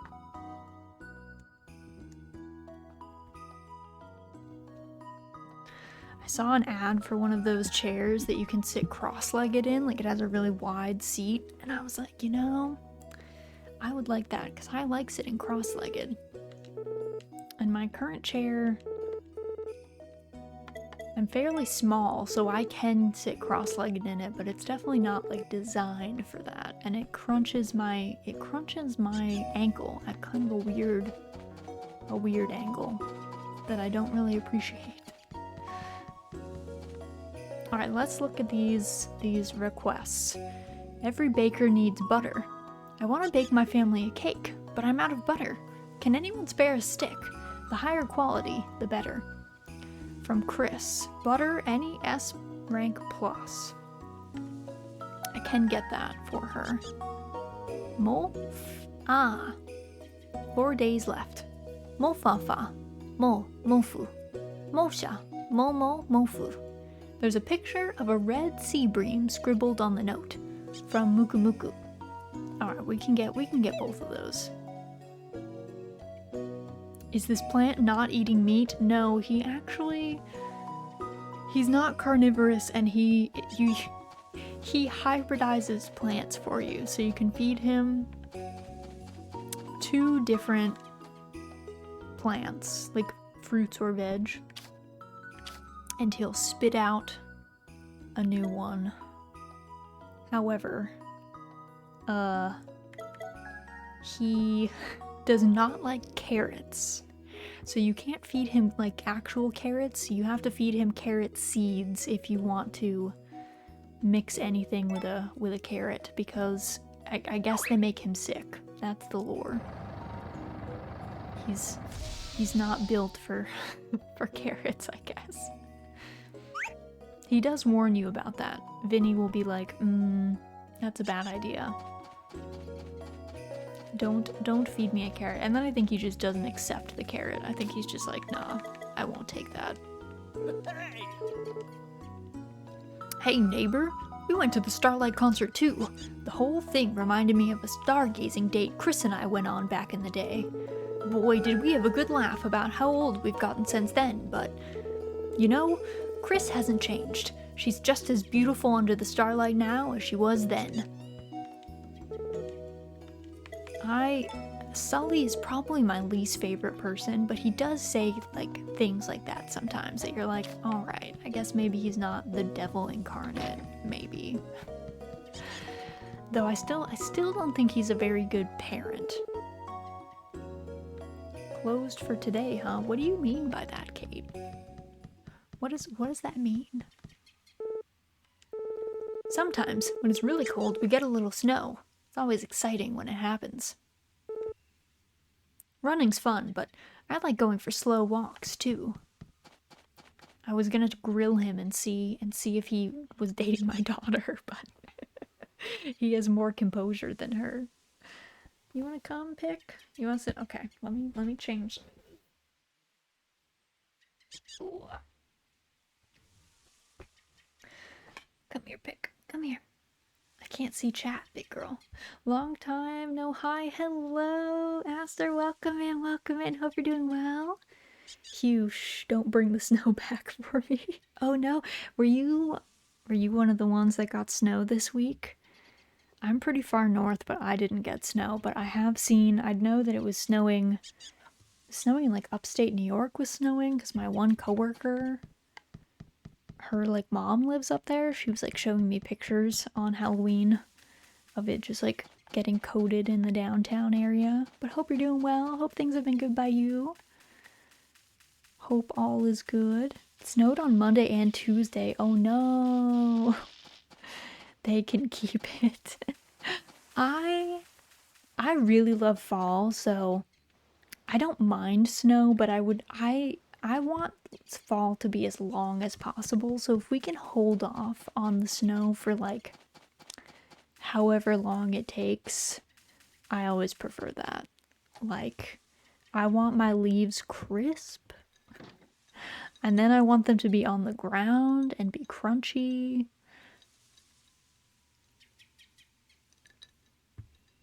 My favorite fall weather is like foggy fall days where it looks really eerie outside. and it's like soupy. I like that. Also, Alexander, welcome in, welcome in. Hope you're doing well. Hope things are good by you.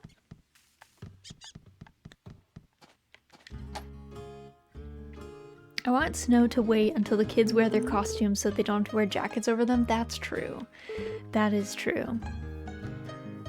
I do remember as a kid that was always like a huge bummer.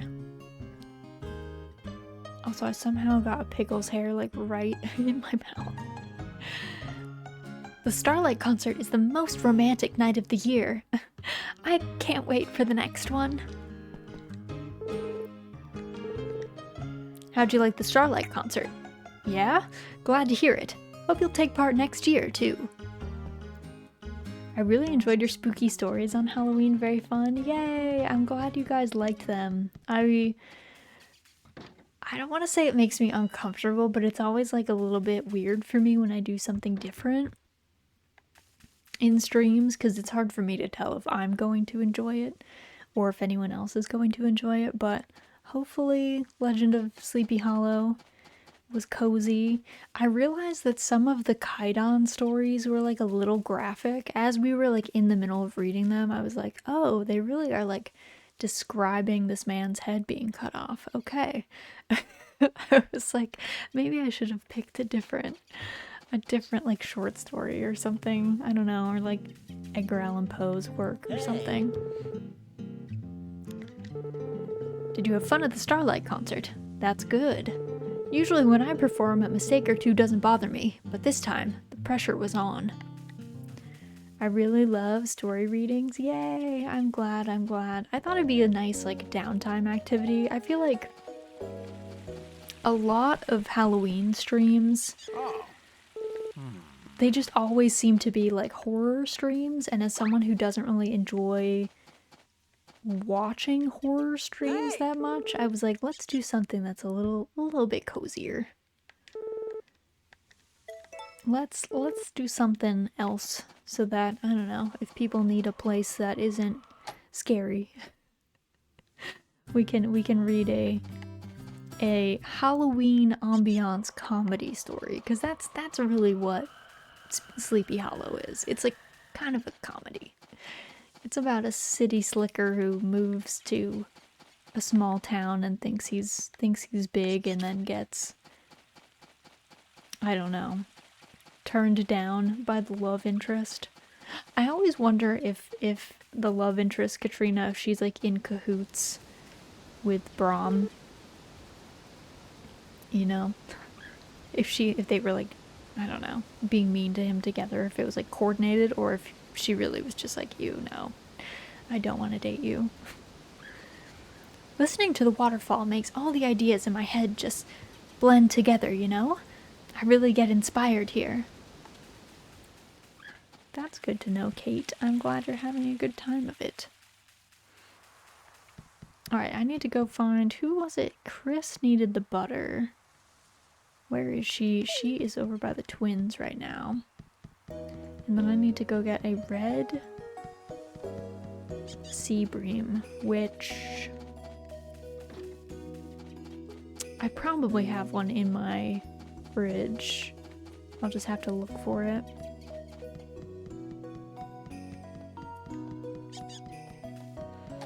Alright, let's find Chris. Give her this butter. There she is. Oh, she tried to loop me. Hear about your request.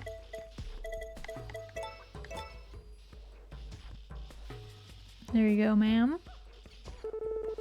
Oh, how sweet of you. Thanks a lot. I was looking forward to this. Here you go. I hope you like your reward. I like her ascot thing that she's got going on her, like, the neckline of her blouse. She's got, like, a high neckline with this ascot with, like, I don't know, this gold clip on it. If I need any other errands done, you'll be the first to know. Chris doesn't have much personality. She strikes me as, like, she's supposed to be, like, like a city business lady, I guess. That's about all I can say about her. Though she doesn't seem to work that late, but she's dressed like that, so like she doesn't seem to go to the city that often actually. Her schedule slash personality and her clothing doesn't quite match. Oh yeah, I want to check on the teddy bear.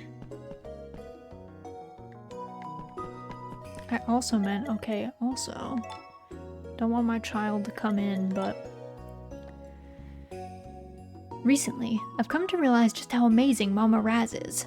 I was born and raised here, so it's easy for me to fall into the routine, but Mama Raz threw away her entire life to start working here. I can't imagine how difficult that must have been. I mean, I don't know that it wasn't that hard, because, like, we chose to be here. You kind of didn't choose to be here, considering you are a child. Like, you know, we chose to farm. We chose the farm life. Alright, let's give this to Muku Muku.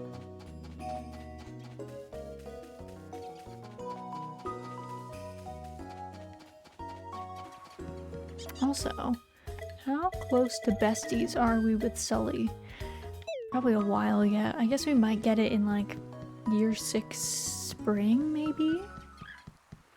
Because I think it'll take like a good number more gifts before we're up at max with him at least.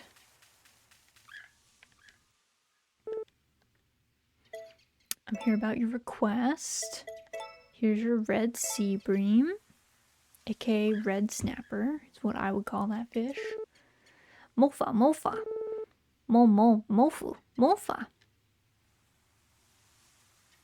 Oh, thank you. Mofa, mofa, mofa. Alright, sick. Got a bunch of herbs. I don't know what those things are called, but butterburrs, I think, in real life. I think that's what they are, because they call them budding herbs, but I think they're called butterburrs. Or something close to that. Muku Muku is a cute character. Muku Muku is honestly a sweetheart. An actual gem. Must be protected at all costs. Greetings and hello. A trip to the wondrous Coco Island is my goal. My coins jangle, but the wait is just short. Can you spare some jingle jangle, friend? Here's 100 gold for you, sir, because we don't need it. I would give him more if we could, honestly.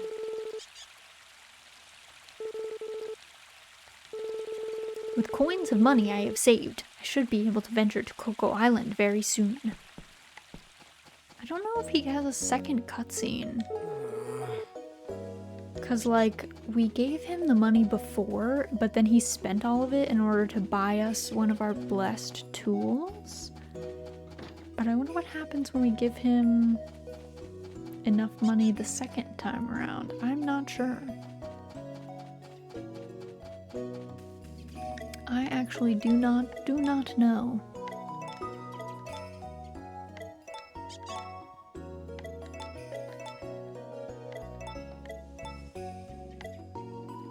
Oh, so potato seeds, winter, spring.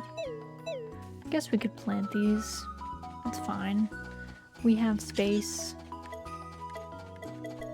We're growing a bunch of potatoes anyway.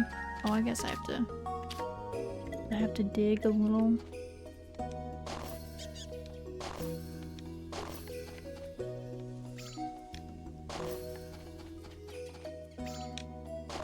Okay, there we go.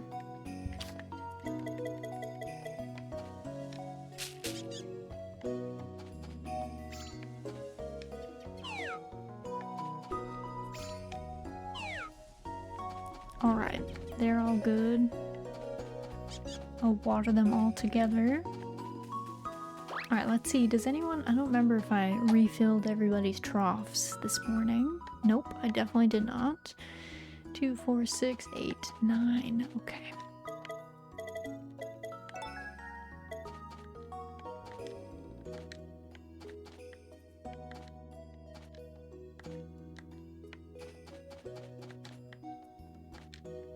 Okay, Those are all good.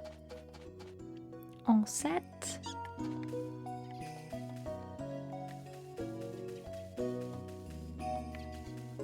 No more trees to tend. Oh yeah, I don't think I fertilized any of my trees yet today though.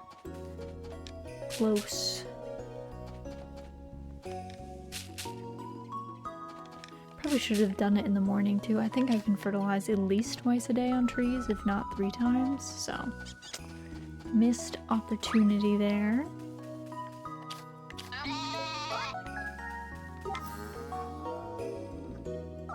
I'm like already tired because I went to bed so late after the concert.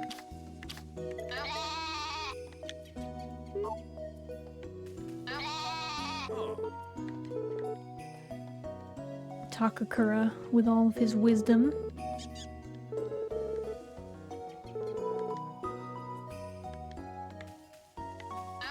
What concert? There was a concert last night in the game. It's like the winter festival is the Starlight concert, so we went to that, and then you wish on a star because there's like a meteor shower. And we wished for our continued health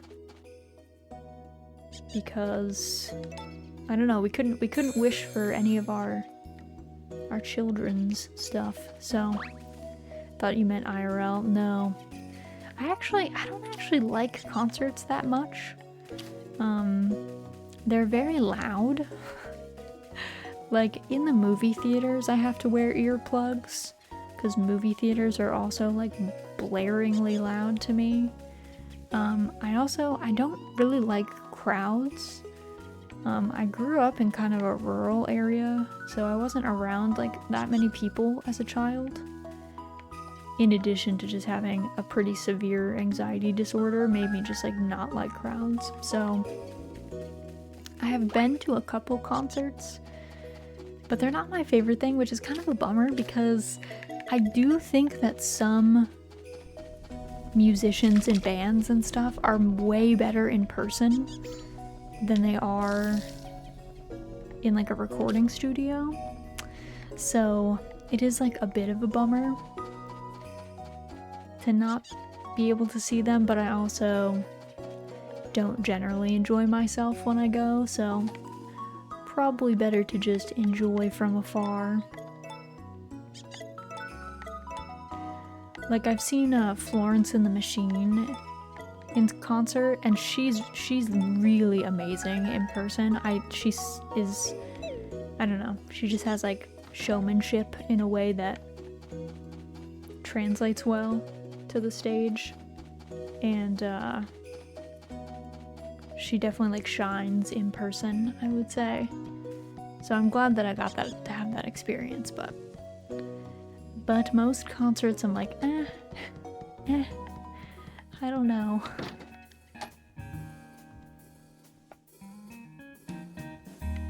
My daughter's in the bar? What? Don't you what me? Oh my god, she's being aggressive. What's up, Molly? I just wanted to ask how you were doing. Did you now? Well, I'm fine. Thank you. Same as always.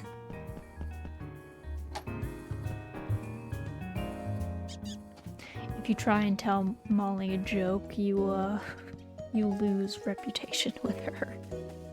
You lose friendship level, so I don't recommend that line. She does not take it very well. Alright, let's see. Does anyone need food before I go to bed? You four?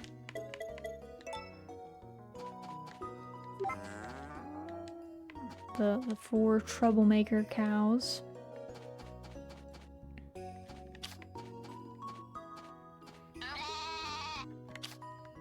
There we go. Okay. Everyone's fed. All is well.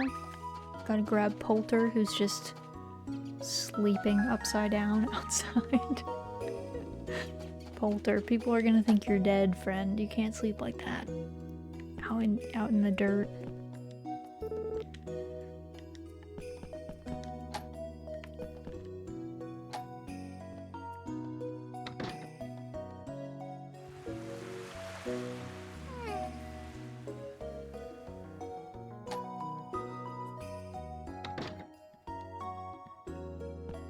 Alright, we're doing an early bed because clearly I was exhausted from the day before.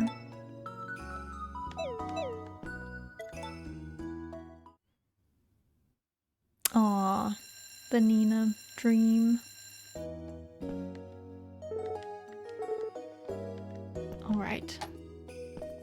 Family's looking good. What's the weather like today? Today is sunny. Wow. It's been like very nice weather this winter. Now it's gonna be like days of snow, but I'm just saying it feels unseasonably nice. To have it be sunny every day? I don't know. It's not like any winter that I know.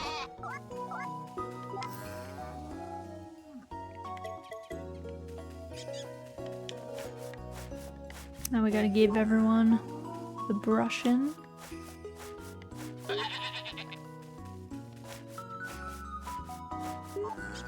Make sure everyone stays clean. I wonder if the cows get dirty if you don't brush them though. Because they used to in the old one. You actually wouldn't wash them unless you pushed them next to a trough. But now they changed it so that the brush also washes. So I wonder if you just don't brush them if they get dirty. Maybe I should leave one of them dirty for a while, like Gertrude or something. Maybe I can just not brush Gertrude for a season. Cause she'll show dirt pretty quickly since she's black and white, so if she gets grungy I feel like it'll be obvious.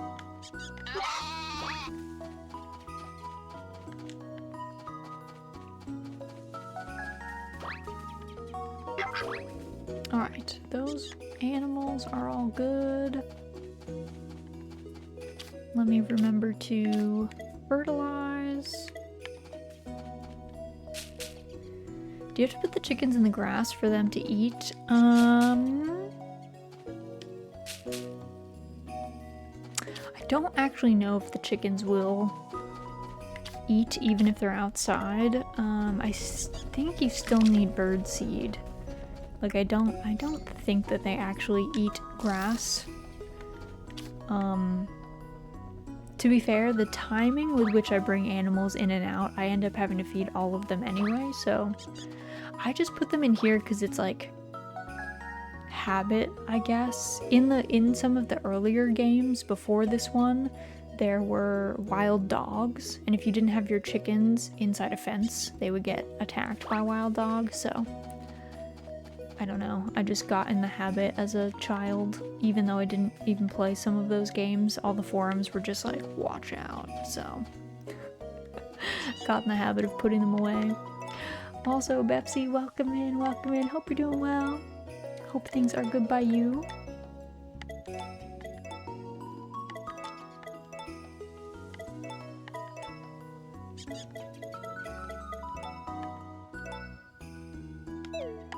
Also, Biggest, welcome in, welcome in. Hope you're doing well. Hope things are good by you as well. Happy, I don't know, end-ish of the week. Thursday/Friday. Depending on, I don't know, what time zone you're in, I guess. We're just, actually, Vinny, are we buddies right now? We are, okay. I'll let you get away with that then today. Also, where is Sully? Where is this man? Oh, is he not? Oh, he's at his house. Okay. Alright.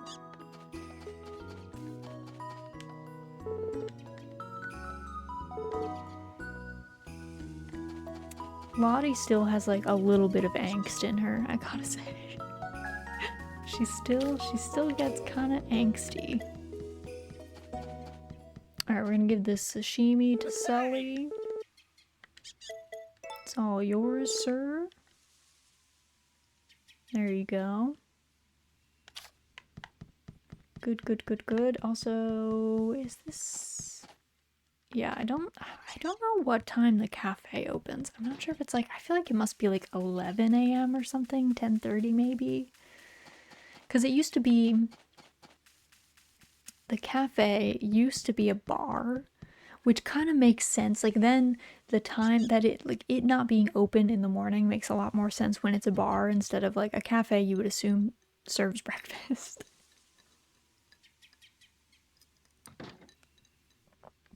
But I think they changed that in this game. Like I think in the special edition it's still a bar.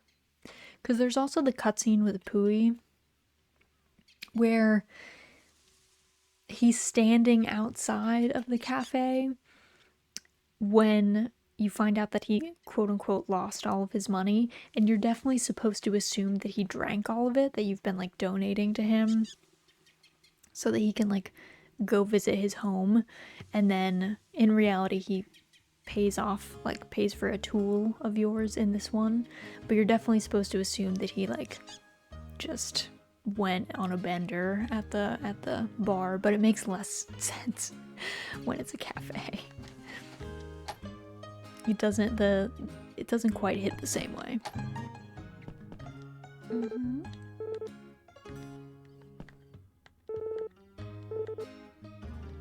My cafe might not be very big, but it serves its purpose. It's there so you can stop by and take a load off from all of life's worries. We keep having to stop into the cafe because even though we're best friends with Molly, if we don't talk to her every day, her friendship level will eventually decrease. And the only way to raise friendship after you drop down from best friend is to give people gifts. So it's much easier for me to just stop in every day and say hi to her than having to scrounge up gifts that she likes. Can you climb the ladder in the cafe? I don't think you ever can. That leads to Molly's room, I believe, or like the sleeping quarters up there. And I don't think we can ever go up there. If you try, it's like there's like a sign or something that's like, I don't know, or like if she's in the room, Molly might even be like, you're not allowed up there. And that's kind of important because all of the love interests in this game have a diary, and you have to read the diary in order to see like how many heart levels you have. Molly's is actually in the bar area, like in the cafe area on an end table, so you don't actually need to access her bedroom, but Nami and Celia and Lumina, it's always in their bedroom. I remember as a kid, I think it took me a hot minute to figure out where Muffy's diary even was, because I was also like, wait, if I can't get to her bedroom, am I not allowed to know like what her heart level is? And then it was like, oh, I think I was like clicking around looking for recipes or something, and I found it and was like, ah, I see. I get it. Oh yeah, I meant to check, what's my fodder situation looking like? Actually, is there a way for me to check that outside? No, it would be cool if there was. Alright. What's my fodder situation? 194. Not the best, not the worst.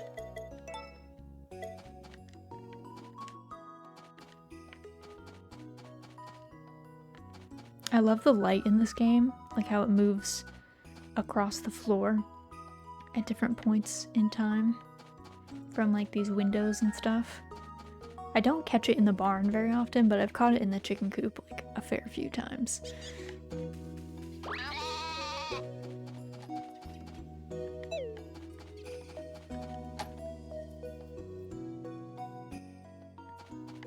I do love how spacious the chicken coop is now. It was getting a little claustrophobic, I won't lie.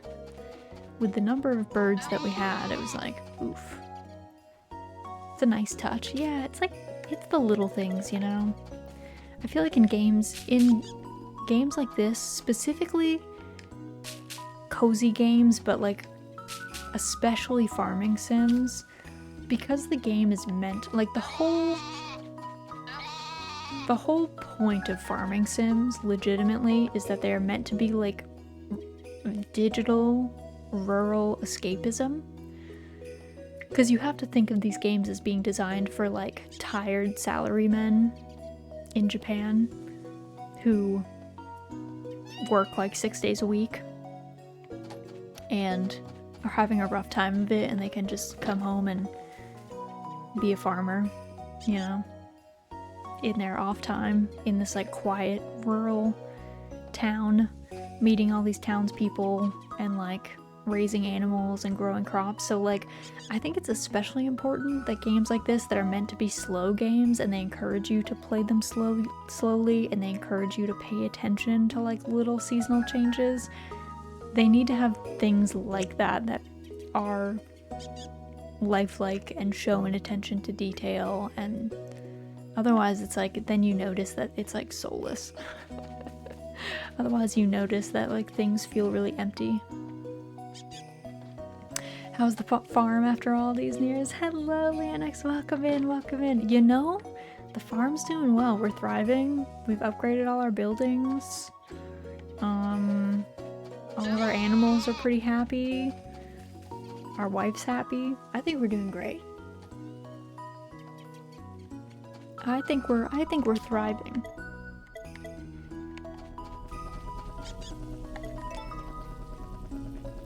But hope you're doing well. Hope things are good by you. I'm like excited to be getting towards the end of this game, but it's also like bittersweet. I've had a lot of fun playing through it, so I'm gonna be like slightly sad when it's done. Happy that we got to experience it, but a little sad. A little tiny bit sad.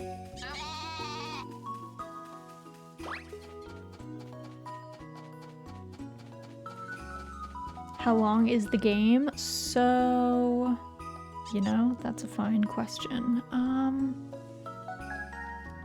Okay, wait, I can do the math. So, there's 6 full years.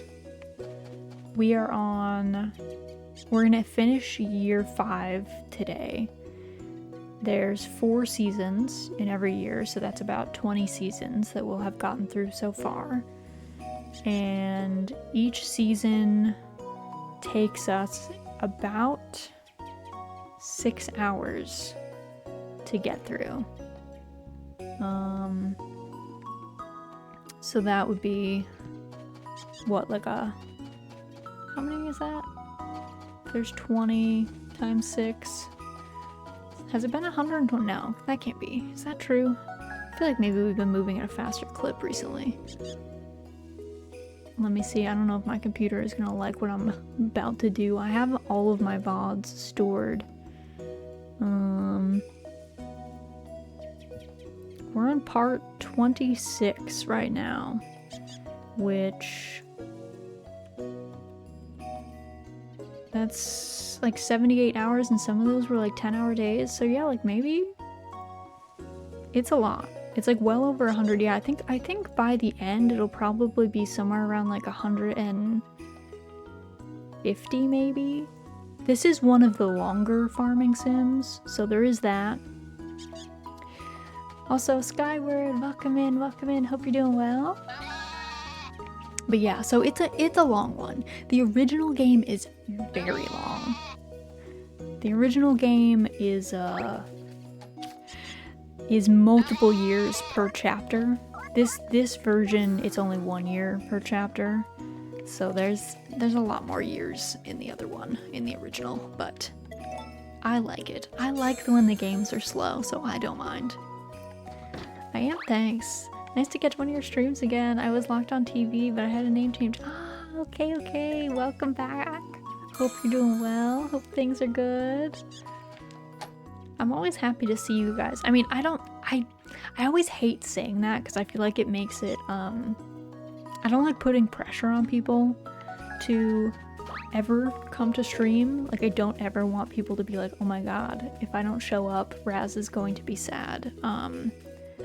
Like, there's a weird duality where it's like, of course, I like to hang out and talk about farming sims with y'all, but I don't want anyone to feel pressured, and I also don't want to foster any weird parasocialism things where, you know, I think it's important that we understand that there are boundaries between us, that our relationship as streamer and viewer can never be equal, you know what I mean? Like, it's inherently unequal because you guys get to talk to me via chat, but you're talking as like a group, you know? And I'm kind of just talking at you in some cases. So I try and like not be too weird, but I am happy when I see people again after a long time. Pretty well been enjoying Moonstone Island. Ooh, nice. Because I'm not a huge fan of monster collectors or battlers, I don't think Moonstone Island is like a good game for me, but I have like several friends who have been really enjoying it, so I think if that's something if that's like a game genre that you enjoy, if you like the farming, the adventuring, the monster battler, I think it's also a card battler too, like feel like that kind of mashup. It seems like it's fun. People seem to be liking it. They seem to be having a good time with it, which is like the important bit. The most important thing about a game is that you have fun with it. Otherwise, what's the point, really? I bought Ooblets because I felt like I needed to like try it, and it's such a weird game because it's like it's strangely compelling, but at the same time like I like don't like it at the same time. It's so odd, but like I'll find myself playing it for hours. But I'm still like, this is not my favorite. But then I'm like sucked in, and like 4 hours later, I haven't like gotten up or gotten a drink or had anything to eat. So something about that game. It's another one that's weird because it's also kind of a monster battler, but for some reason in Ooblets it like doesn't bother me as much.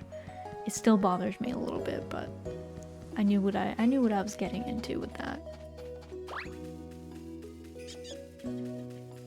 It might just be that the creatures are very like, I don't know, they look,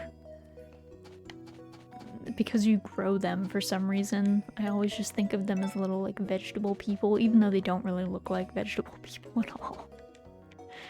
They don't actually look that veggie-ish, but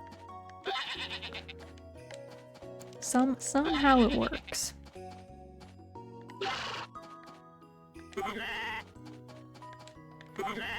Okay, I need to remember to not... Actually, you know what? I should not brush Mabel. Mabel will show dirt better than anybody else. Okay, let's not brush Mabel.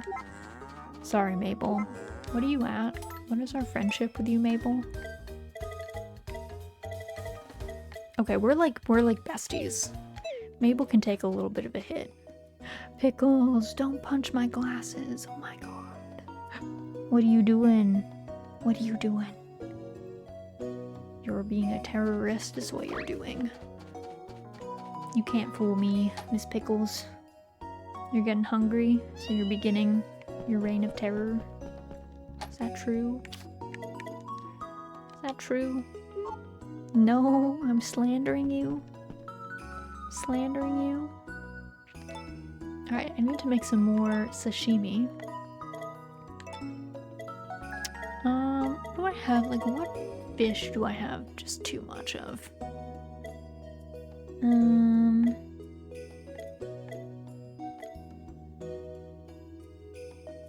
Large catfish, but catfish are kind of annoying to catch. Make this dish, you bet. Okay. We made a few.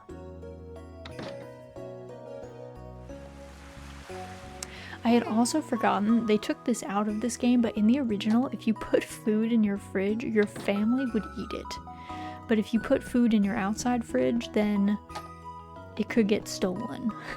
So it was like, you couldn't really win. The food, you needed your dog to be like trained enough to not allow anyone to steal it. Sounds exactly like a family. Oh, the Sebastian dream, my favorite dream. My literal favorite. But yeah, it's very real. It's very real. That like anything in the fridge was fair game. Okay, so it's gonna be rainy today. Good day, everyone. Today we're coming at you live from the WL Awards. Our nominees are 64 Memories, Autumn in Oak Tree Town, and Another Valley Together. Mako Mizuta is here with us to announce the winner. What incredible nominees! Let's find out who's taking home the award. And the Aussie goes to Autumn in Oak Tree Town. Congratulations. Tune in next time to find out who our other Aussie winners are. All of the Aussie nominees are different records that you can collect in the game from various people and sources.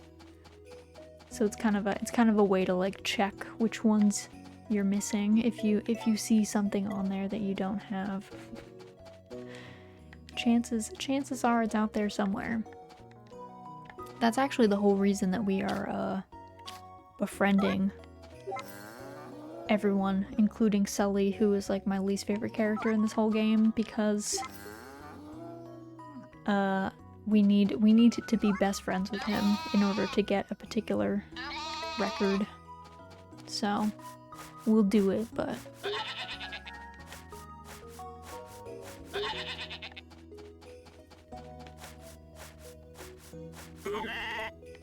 also, it is a van day today. I don't know. We don't need anything from Van, but we can like get more decor and stuff. See what he's got.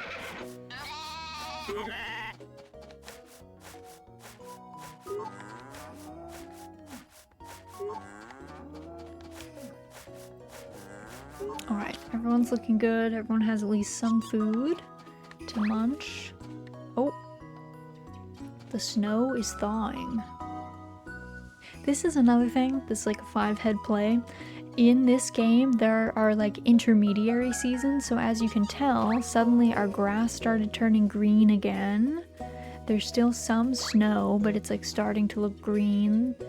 The ground doesn't look as dead, because it's like we're transitioning into spring, so you actually start to see like seasonal changes about like the 8th or 9th.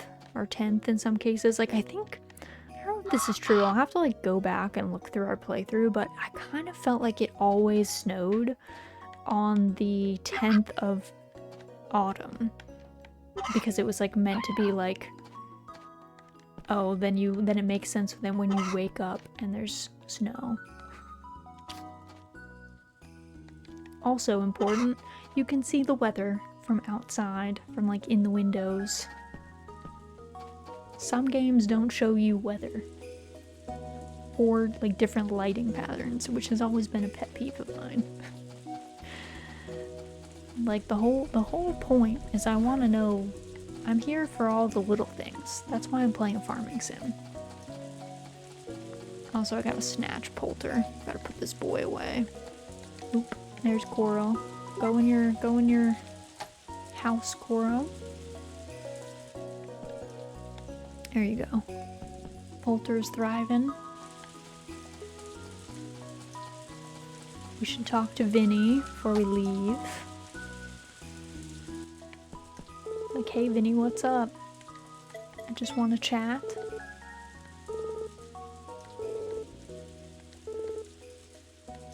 Alright, we did our daily chat with Big Vin.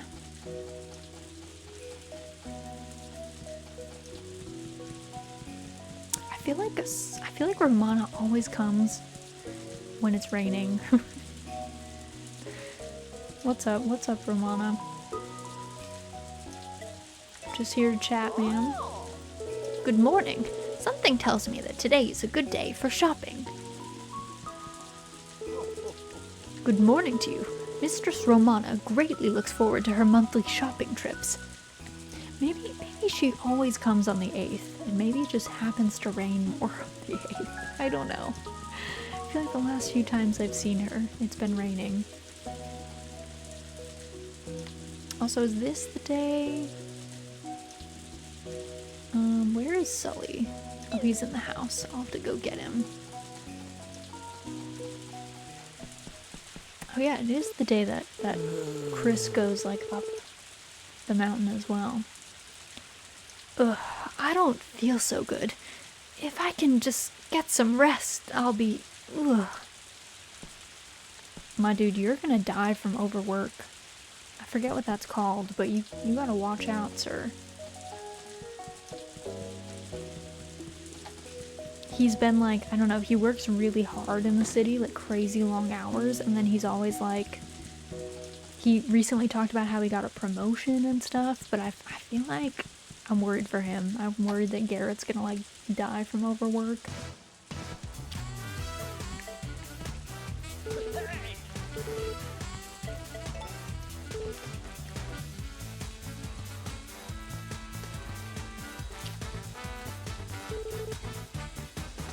I have something for you, Raz. It's a medal I won in a race forever ago. I know this is weird, but by giving this to you, I'm hoping to move on from my past. Please take it. Oh, thanks. Thanks for the medal. Gold medal. One of Sully's old medals. There's some sort of marking carved into it. Alright, well that was weird. I assume this is one of those items that you can, like, give to...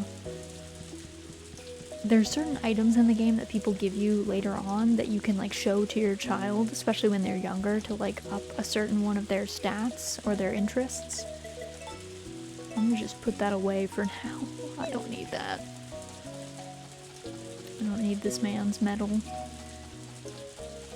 Also, I'm trying to move on from my past. Shouldn't you have tried, like, harder before you were super mean to your child and were, like, living vicariously through him? Because I feel like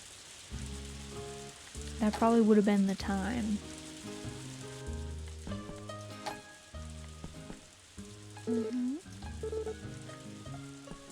Okay, yeah, I think if I... Yeah, it says, yeah, if you try and go up the ladder, it says, keep out, you naughty thing, with a little heart. Gavin, stop trapping me in your cafe.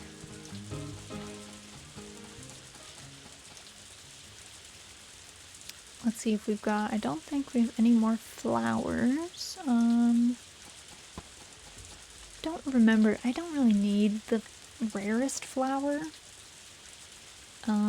The super rare ones that bloom in winter you can use with Vinny to increase the quality level of seeds, though I don't think it works on trees, actually. I don't think it works on saplings.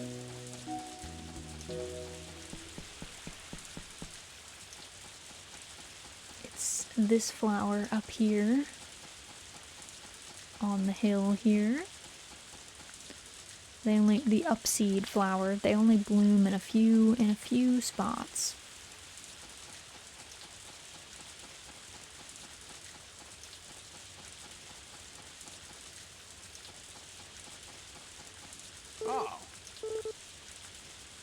Oh, we missed cleaning Nina's grave. I was like, I saw that we were like a second too late. I like looked over and was like, oh yeah. Probably should have gone and done that first. Good day to you, Forgotten Valley. I am open for business. Yes, come peruse my wares at your leisure.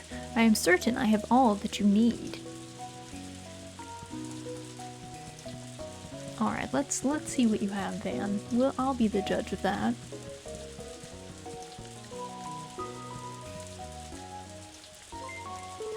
Also, Ness, thank you so much for the raid. Welcome in, welcome in. Let me get you a raid shout out. How was stream? What were you up to? Oh, you were playing Ring Fit. How was your workout? Hope it was fun. But welcome raiders, my name is Rosaldia, I go by Raz for short. I am a marionette VTuber, I mainly play farming sims. And yeah, we're playing Story of Seasons, A Wonderful Life. Also, oop, I did not mean to hit that. Oh, it's actually 2, I think. I'm hitting all of my toggles by accident. My goodness. Okay. I'll swap my hair back over. Anyway, hopefully Ring Fit was fun. Heart rate only went to 168 today, so hopefully you can get that back down. Nice. Well, I'm glad that Ring Fit sounds like it was an adventure at the very least. I do not think that I would fare very well in Ring Fit. I mean, I'm not super in shape right now. Also, have I not had my crossbar the whole time? When did that happen? Has that been missing? Did I just forget that? Anyway, but welcome. We're gonna be bartering with Van today. I'm not in shape at all, hence why I do it. True, I guess that is the point of Ring Fit, is to get in shape. I do like this plaid outfit. But I feel like the plaid outfit is like very fall. A very fall outfit. Though this says it's classic autumn.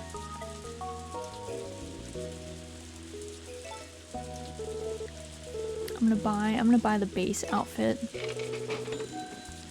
Obviously, Ness, if you have to go rest at all since you were just working out, or get food or any of that good stuff, obviously you are welcome to stick around, but if you have other things that you have to do, definitely do not feel pressured to stay. But I super appreciate you bringing everybody by. Glad that Ring Fit was fun.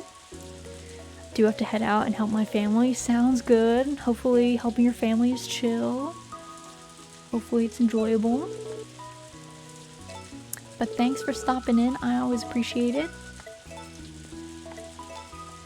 I'm all warmed up to help them now. True, yeah, you're stretched, you're ready. You're not gonna pull a muscle. Assuming that they're having you do physical labor, I guess. Maybe they're not. Maybe they're not.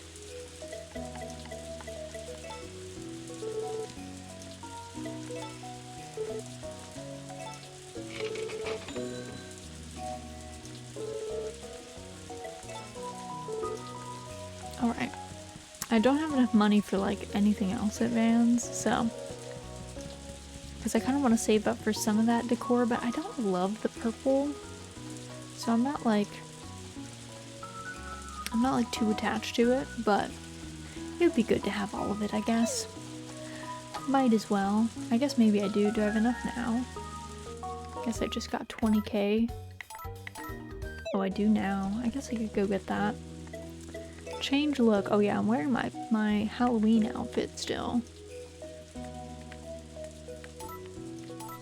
Okay.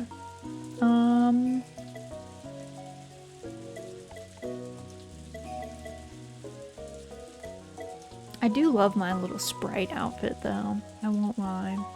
But this is probably the most wintry. Running around in my sweater. I recently saw a Christmas sweater that is like a bunch of different breeds of chickens all wrapped up in a like string of lights, and it's really cute, and I was really tempted to buy it, but then I was like, this is only something that I could wear for like a very short amount of time every year, which seems like kind of a waste. Kind of a waste.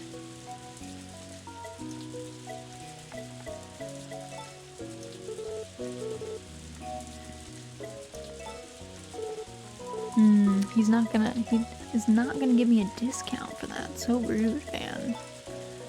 What about Christmas in July? True, I guess I could wear it for 2 months out of the year. years ago I thrifted some like old Christmas sweaters. And they didn't feel so bad because they were like thrifted, so they were quite cheap. But they were pretty magical. They were very ugly, but like perfect at the same time.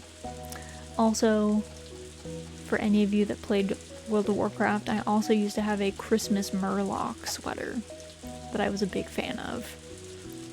But I'm sure it either got damaged in like when one of our basement flooded one year, or it might have gotten lost in one of the many moves. Alright, let me see what this looks like. Let me see, do I like this? I don't know that I like the purple that much. I do like... Also, has she always had cats? This like tiger thing? Has that always been the case? Did I just never notice? It's always possible, I guess. Oh, there's like a fancy... Oh, ours is much fancier in here. It's kind of growing on me. Okay, let me check. Change interior. Not interior 2. Does it change her room at all? Oh, it does. The cat's pretty good though. Okay, I have to see what the base one is now. I gotta check the other one. The boring one. The basic one. Okay, I think I have to go with the purple because the cat is, or cat, bear, tiger thing. I think it's a tiger. It's super cute. Like, this is the cutest one by far. So, I think I have to go with it.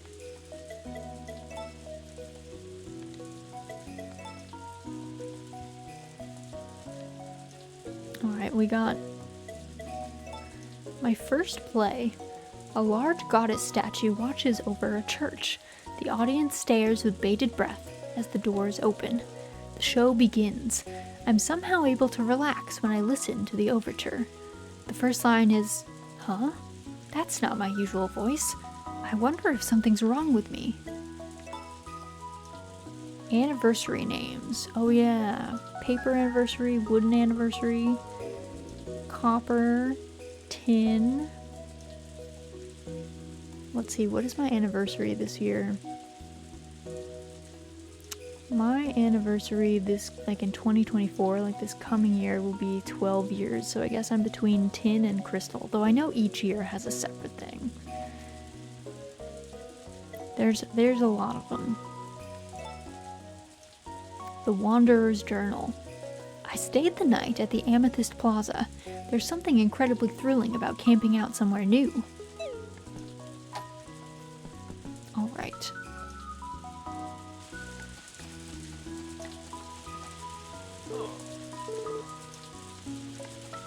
What are we at with Sully? What is our Sully rating at?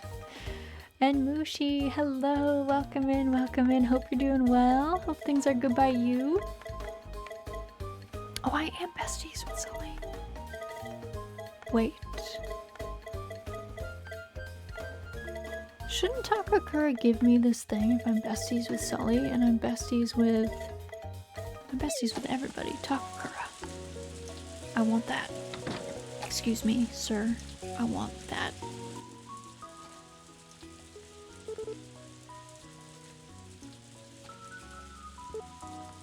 I don't know what I have to. It might have to be certain weather or in a certain spot. Or maybe the day after. Maybe I just got Sully's thing like today. I'll have to look it up. I want to make sure that I get that record. Because that was the whole point of me befriending Sully, let's be real. I don't like Sully at all, so if I was to befriend him and then not get anything material out of it, what would be the point? Truthfully. Oh god, who needs food? 1, 2, 3, 4, 5, 6, 9 of you. So many of you.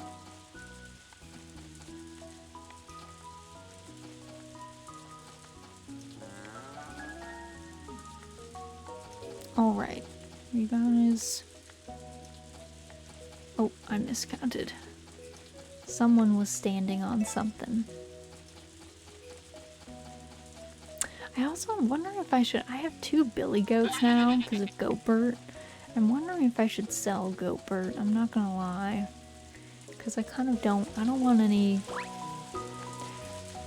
not great breeding practices to happen. So, like, if I was going to sell Goatbert,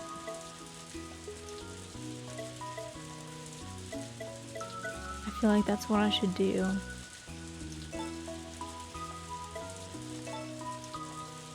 Okay, we're gonna sell Goatbert because he's Serena and Phillips's child. But we already had a bit of a unethical breeding incident with the sheep, and I don't want that to happen with the goats. I'm good without a repeat event. So I think we'll just sell that one. Even on days like this, I gotta train. I don't think you have to train, Hugh. I think you're in great shape. I think you can just vibe.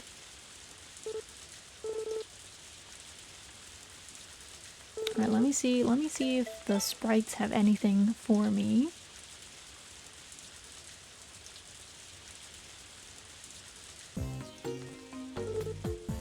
No new recipes. Rude. Rude. Granted, I would, if I grew a lot of the strange, there's actually a lot of rare vegetables and stuff that I also have not grown, so I think if I grew a lot of those, I would probably have plenty more recipes to get, but I didn't want to go that hard. I was like, you know what, let me only get the things that are like existing in real life or seem cool. I'm just gonna stand here with my milker and wait until they can be milked again. I'm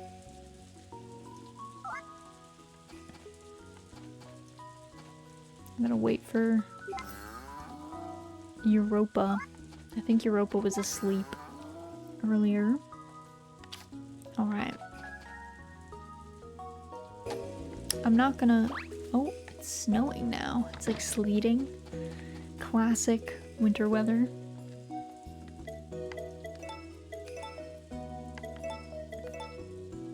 Let's drop all these off. I'm not gonna sell them to Van because we're freed from the chains of capitalism. We don't need to get our money from Van. We're off that grind. Where did Takakura even go? That man's MIA. I don't know where he's off to. Alright. What's up with Lumina? Raz, I'm pleased to see you. How fares the farm? Are you getting everything done on schedule? I am. How fares the farm though? You live here, girl. I think you would know. In fact, you like watered the crops the other day, so I feel like you're like on the beat of what's happening. It gets so quiet when snow starts falling outside, but somehow even when I'm inside I can tell it's snowing. The hush of snow.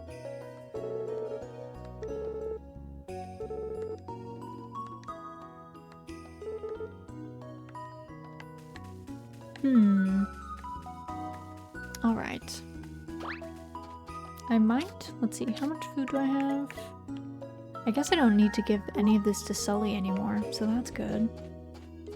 One last thing to do. I guess I might just do an early night. Because, you know, I'm tired. I've been running. Which would work because it's just about 8 p.m. and Pickles is going to begin actually committing crimes, I think, if she doesn't get fed. She might break the law, so let me go ahead and save. Let me also sleep quick.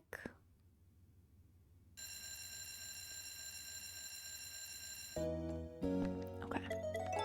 It's snowing again.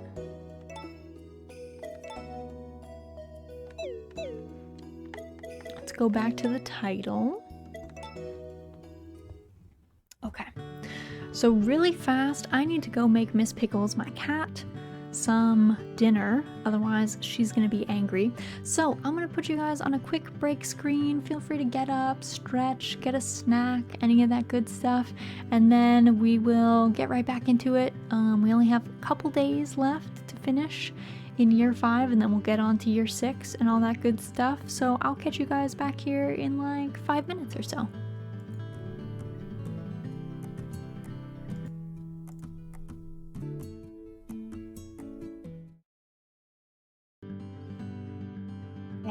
I'm back. Also, I'm sorry if you guys can hear, I turned on, I have a little desk heater because it's a little cold. So I turned that on, but you guys let me know if it's like humming, if you can hear it. Hopefully it's not obnoxious. It's not like a loud thing, but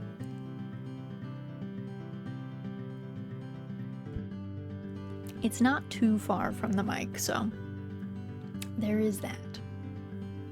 All right, let's get back in. So we are on, let's see.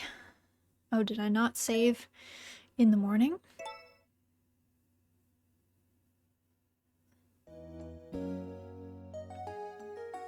I guess I did not.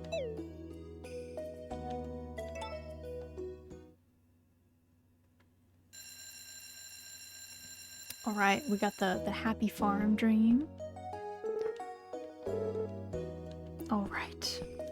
Too many cool people are streaming. Hello, Mary, welcome in. Hopefully you're doing well. Hopefully your week's going well. Hope everyone had a happy Halloween. Hopefully it was chill. Hopefully not too stressful.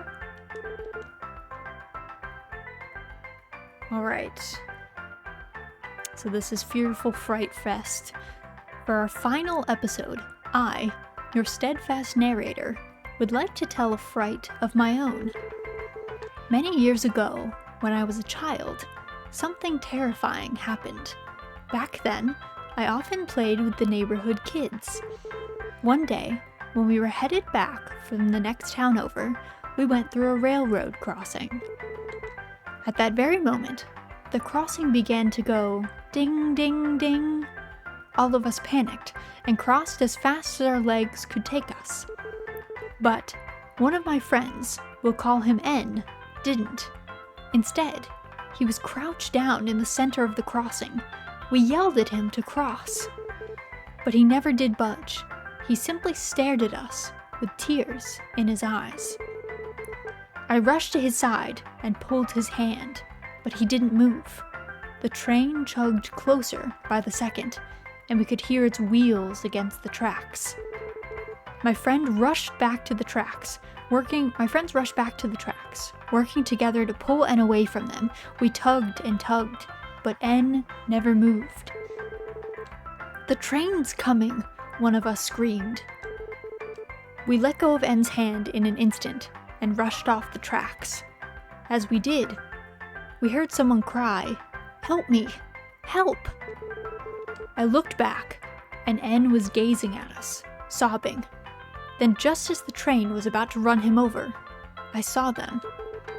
Countless hands stretched from the ground, tethering N firmly to the tracks. Oh my god. Frightless Fear. Like, this show is scarier than some horror games. Some of the stories in here are like actually terrifying, like that one. That's like just a show on TV in this game, and it shows up once every like once a season maybe. It has no business being that wild. Also, it's gonna rain today, so we'll leave everybody inside. I thought Halloween was over. I know, right? Also, just me, welcome in, welcome in. Hopefully you're doing well. Aside from, I guess, listening to terrifying tales on the TV in this game. aside from being tortured like that, terrorized by fictional things. But yeah, I swear some of the stories in here are actively scarier than some horror games.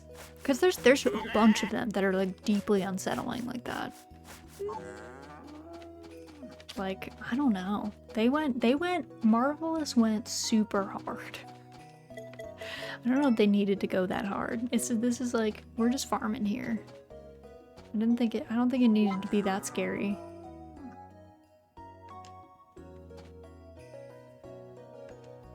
Alright, can I get... Guess I have to move this sheep. Okay, they're all good. Everyone's gonna stay inside today because it's gonna rain. And I don't feel like moving everybody in and out. Probably didn't need to be, right? Like, I don't think it needed to be. I don't think it needed to be that scary. Mildly scary would have been fine. Just enough for us to like get the sense of like, oh yeah, okay, this is supposed to be a scary show. Okay, I get it. I get it.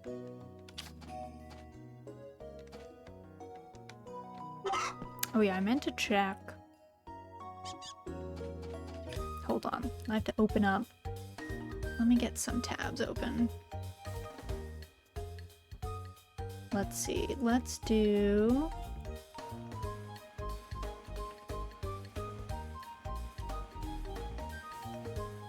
Okay, this tab for events. Records. Collecting music records, yes.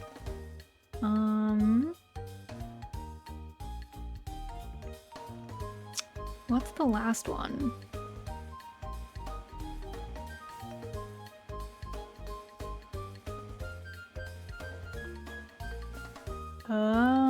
Talk to Hugh upstairs when he is in his room to receive this record. Do I have that one? Winter Mineral Town. Okay, so I'm looking for Wonderful. This record can be received from Takakura after you are in Chapter 2 or later and you have everyone at 90 friendship points or greater, excluding Vinny. Once you've met the requirement, talk to Takakura. I don't. But he doesn't want to give it to me. Let's see. Let me check if I have Winter Mineral Town quick. Let me look.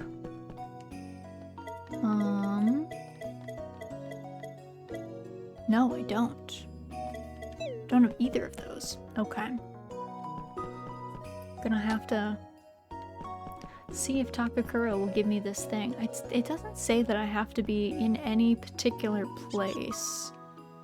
Takakura, I think, is already gone to town, though. So when he gets back, I guess I will try again to get that from him. Hugh... I found the best way to catch Hugh is later chapters. Set your alarm to 5 a.m. Run over to their house in the morning after the alarm clock wakes you up. When the front door opens at 6, walk in, head directly upstairs to catch Hugh before he walks down the stairs. Oh, tricky. Okay, we can try that. I can try setting my alarm clock for 5. Doing that whole thing.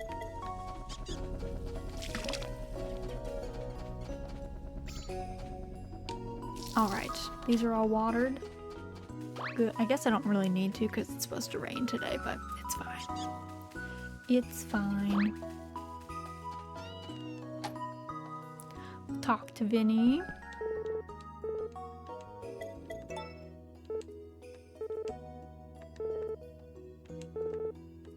Alright, he's good. He's like, I don't need to talk to you anymore, Raz. Please move on.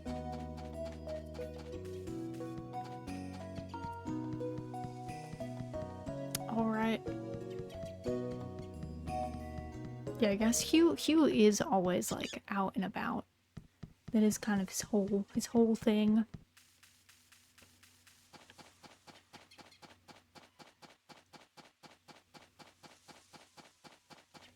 let's see. Oh, there is an upseed flower. I don't know if I got the other one on the same day. I think they regrow. I don't know if they show up on X days or if it's like needs time to regrow. Oh, I wonder, Hugh, will you go upstairs? What if I camp out in your house?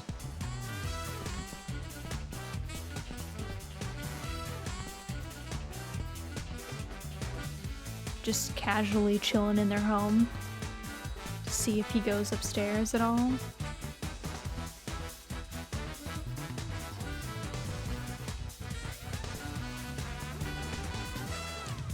Nope. He like came in for a snack. And now he's doing his own thing. Suddenly, disco. I know, their house is deafening.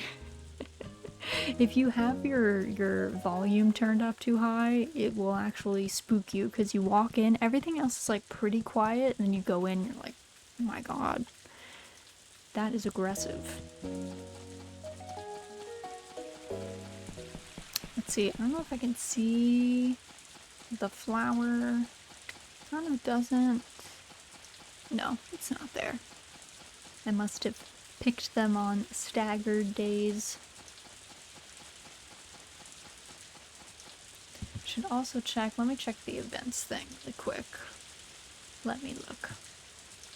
Events, let's see, chapter 5 events.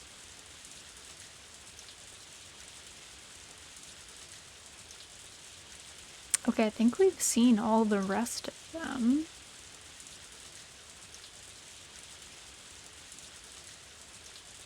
Yeah, okay. So now we just have the year 6 events to get through. And in theory, to get my record at some point.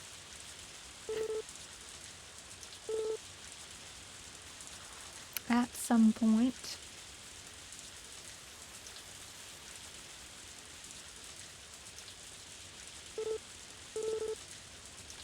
Okay.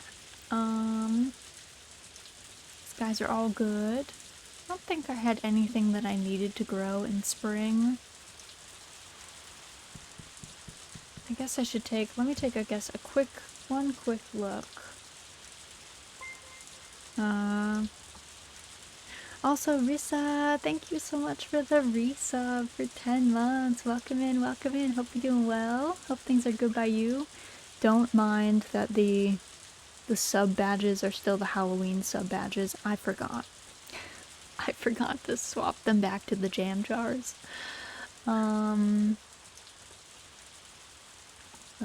Crop guide? Where do I find? I need my Neo Seeker guide. the only table that I trust. Let's see, my rare seeds, summer, autumn. Oh yeah, my artichokes got mulched. Okay, I gotta do those this year, but that's fine. I'll just plant them in summer, like I'm supposed to. I tried to do autumn and it was a mistake. It was a mistake. I also don't think I've done eggplant. So I guess I gotta do eggplant too, which will also be summer. What else? And did I do peas?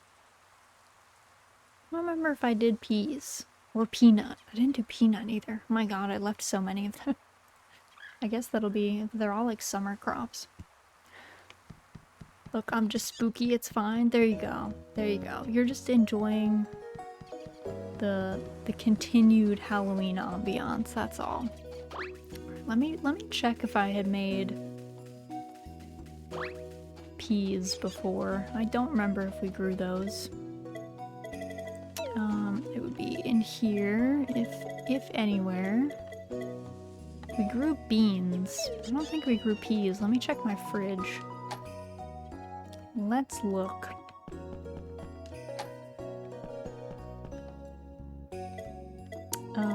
It would probably be farther down.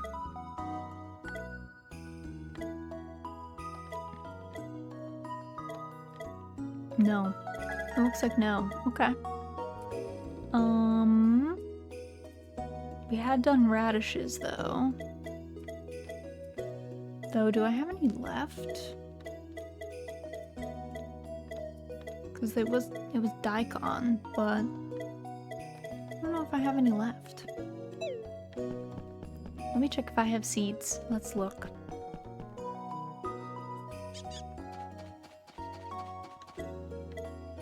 Let's see.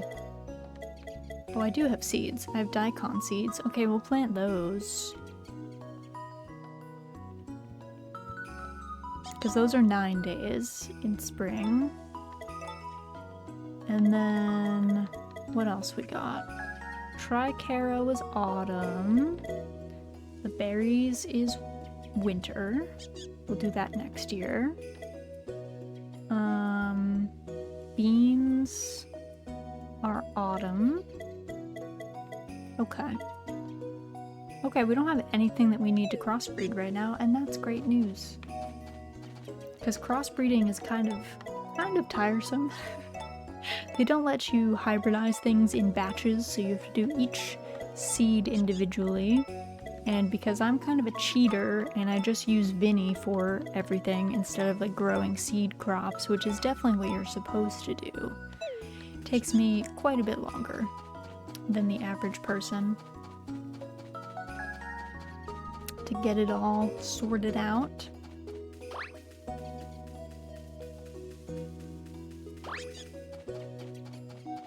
I might buy, I've been buying crops in like packs of like 70 or so.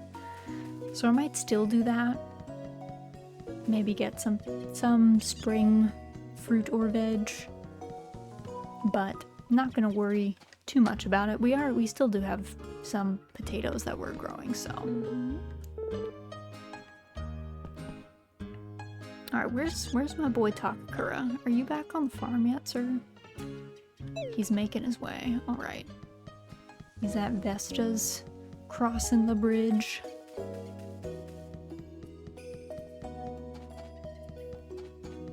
Can I have this record, sir?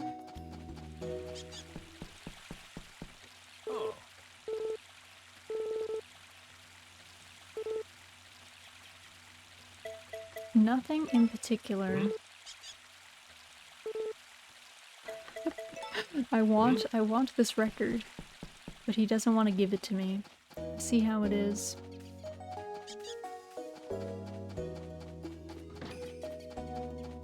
The only thing I can think of is maybe, I wonder if you were supposed to get everybody in your first year, and then that way Nina is still alive, maybe? That's the only thing I could think of. So I'll have to see if there's any like notes on that entry for how to get Takakura to give us the record that we want.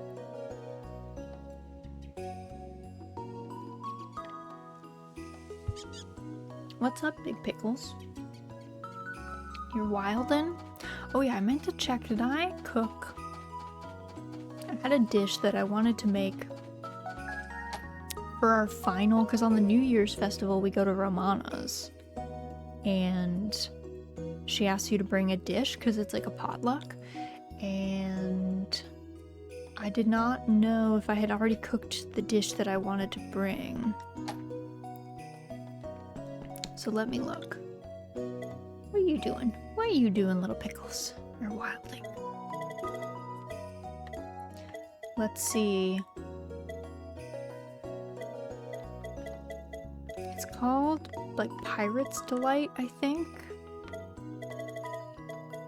Though I don't know that I have any garlic with me, so I might need to go grab some of that, but let me look at the recipe. Make recipe, it's an entree. Pirate's Delight. Yes, this is what I wanted to make. Okay, let me go get that. I'll just take a bit of garlic and put it in the fridge.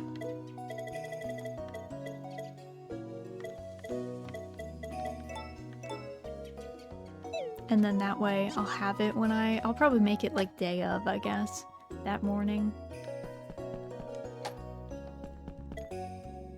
Actually, I could just make it now. Why not? I guess my family isn't going to steal from me. They're not going to eat food out of my fridge like in the original game, so I'm safe to put valuable food in there. Actually, do I have a bigger langoustine? Let's see. I do. Okay. This'll be my final dish that I share with everyone. It's pretty big. To be honest, that's a pretty big lobster. Like, that's pretty large. That would cost you quite a bit. Is the game over after this? We have one more year. So we have probably, it takes us probably 2, well, it's like 1.5 sessions to get through each season these days. So it's probably like, we probably have 6 more sessions. Can't believe Ras is gonna grow old and die. We all grow old and die. That is the way. We all must return to Earth. I don't. I am eternal. You know what? If you want to think that, that's fine. I feel like one of the, honestly, it's probably one of the better things about us. I think if we were eternal, we would probably never get anything done, because then you could just push everything off all the time. You could be like, ah, later. I'll do it eventually. But being mortal makes us, like, have to do things. Being eternal would suck. I'd rather be mortal, even if I do really like elves.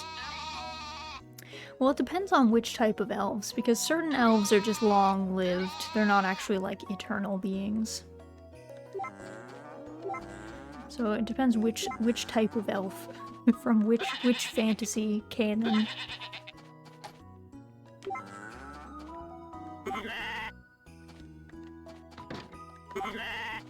Alright, these are all looking good.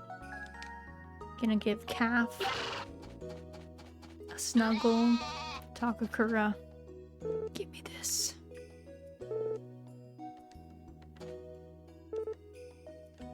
I wonder if he has to be like in his house or something.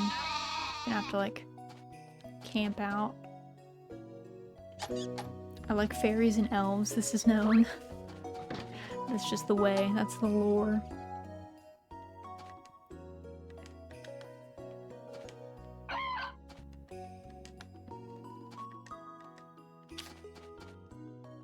Alright, all of our chickens and ducks are thriving, I guess. They're enjoying the extra space, I can tell. They like that they're not on top of each other at this point. Alright, looking good. Let me make sure that I didn't just like lose friendship with someone and then therefore like it's weird. Yeah, the only one missing is Nina, I think, which is like normal.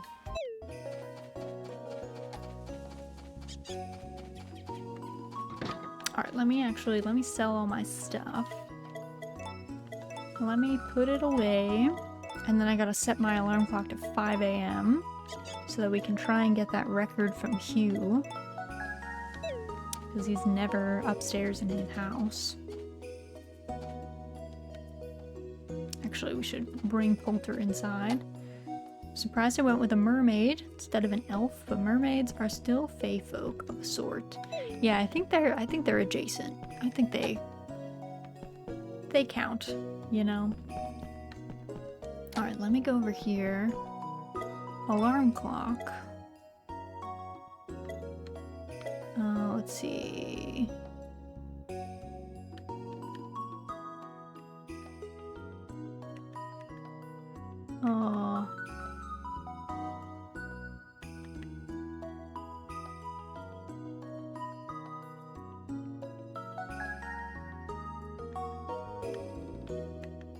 Oh, I see.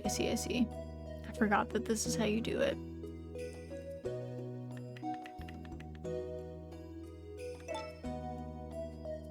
Okay. Set the alarm for 5. Yes. Okay. Let's try this. I haven't set the alarm clock in so long that I just get like hard confused.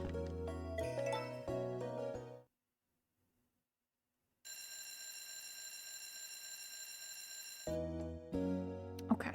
5 a.m. I gotta leave immediately. We're on pace. I'll have to come back and check the weather and stuff. We get to see Takakura. Taking our produce into town.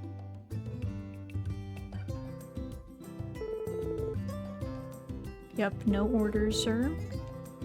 He's heading out. Alright. Alright. Then I gotta go to Hugh's house. Yeah, Garrett gets up so early. Like, this is early. 5:30 a.m. is pretty early. I think they said that the house, yeah, opens up at 6.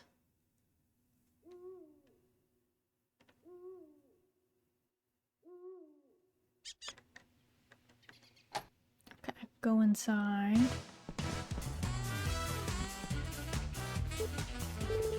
Hey, I've got something for you. This is the record I always listen to after exercising. It's really relaxing.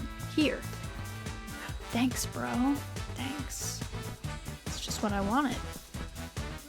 He's up when I am. The thing about Garrett is he gets up and he walks up the mountain at like 5:30, but he also comes home at like 11. He's really in that salaryman grind where he's working like an insane number of hours. I think he's gonna die of overwork, to be honest. If he keeps this up, it's not looking good.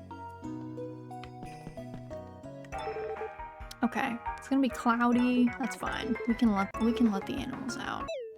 All right, let's put our record on. Our new record. Add record. Record was added. Winter in Mineral Town. Oh, hell yeah.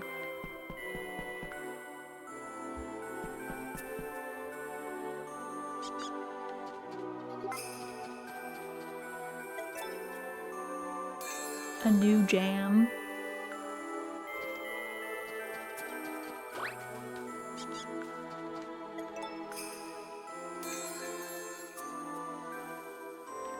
It's got a real, like, dirge vibe, though. Like, I could see this being played in a dungeon. Okay. Okay, my experiment to see what happens if I don't brush Marble, our marble cow, continues. So, she's not getting brushed today.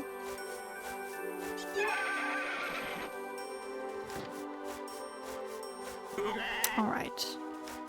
There's that, friend. Are you asleep? You are asleep. Are you asleep? Yes, you are asleep too. You're awake. Probably need to cut some fodder so I can actually see my animals. Because at this point, I can't really tell if they're awake or not. Okay, burbs are good. On food.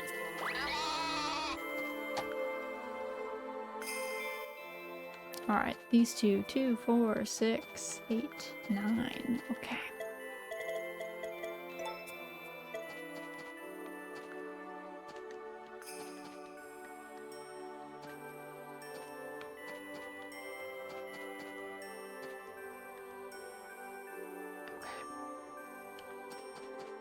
There we go. It's our final day of year 5. And then we've got one more year to go, and then we'll be done. So we gotta savor all this. We gotta see all the cutscenes that we can.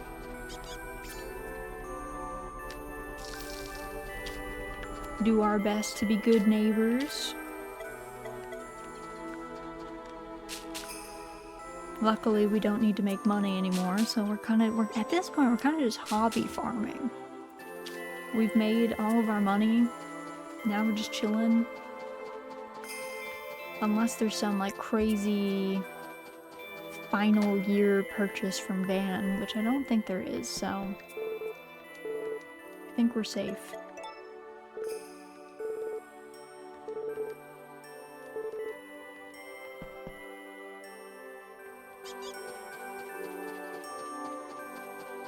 Alright, no more tasks.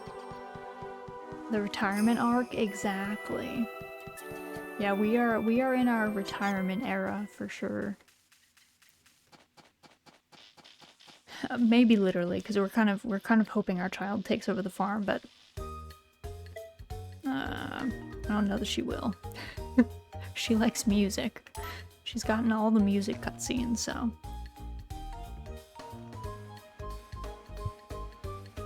I think she's probably getting the music ending, but that's fine. Because when we go back and play the original, I'm going to marry Celia anyway, and it's much easier to just have a child that takes over the farm if you marry one of the people who is, you know, farm inclined, so I've made peace that we're probably gonna see the music ending for her. Also, Mel, hey Raz, welcome in, welcome in. Hope you're doing well. Hope things are good by you. We're just about to finish up our final year. Or not, well, finish up the second to last year on the farm, begin the final year on the farm. Kind of exciting.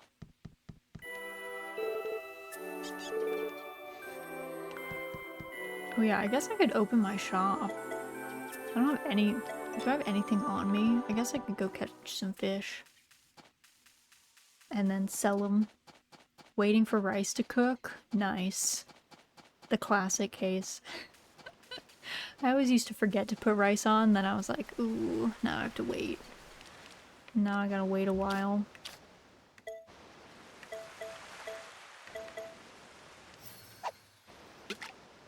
But rice is so tasty, it's worth it. My husband made onigiri the other day, and I was pretty hype.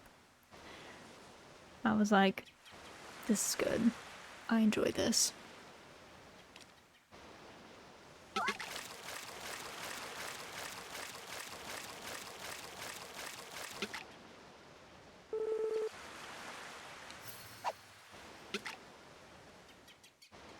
I don't know what time. I guess I can be at my little shop stall the whole day, so I guess it's fine if I go at like noon. I don't know what time people are usually passing by that area.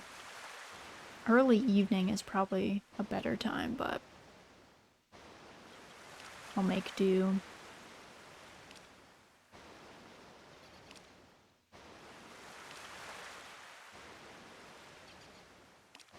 I also forget there's like a limit to the number of items that I can sell as well.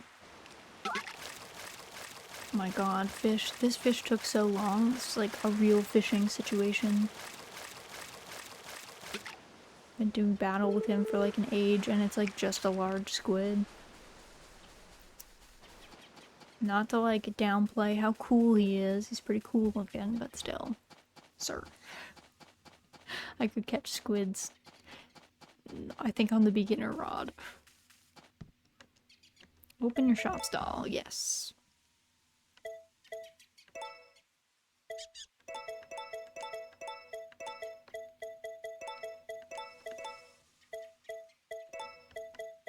Alright, let's start selling. Let's see what everyone wants. And there's literally no one. Just me. Just me at my shop stand. Ready to sell. I like our little posters though. I like how we have a drawing of the cow with like an arrow to the milk. As if, in case you were confused as to where milk comes from. Got that covered. What do we got in here? We've got, oh, there's an eggplant, which we haven't even grown yet. There's eggplant, apple, tomato.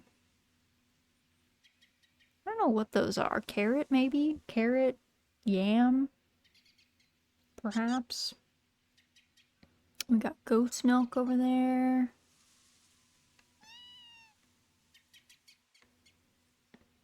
Now we wait.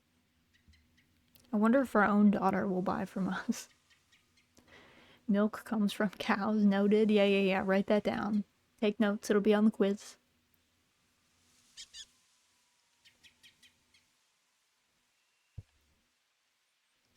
Okay, I picked literally the worst time to set up shop. Because no one is around. Turns out, no one walks down Main Street at this time. And if they do walk, they're all walking that way, which is not great. I don't know if there's a limit to what time you can set up your shop, though.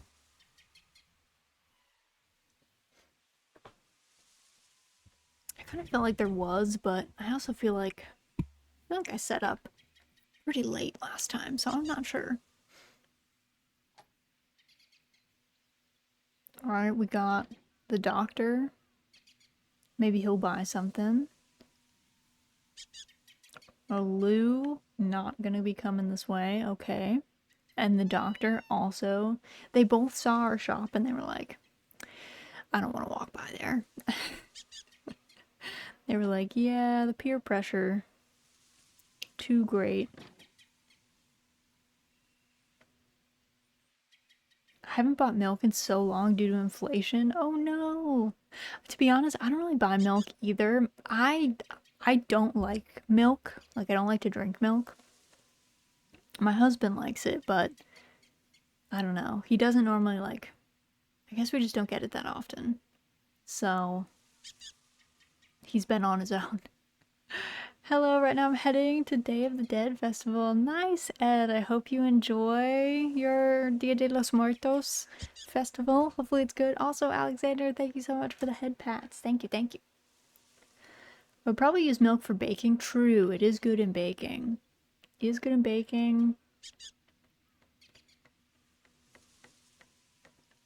But yeah, I guess we don't really cook with it. We would use heavy cream a lot more than we use milk, I guess. So we more often have heavy cream.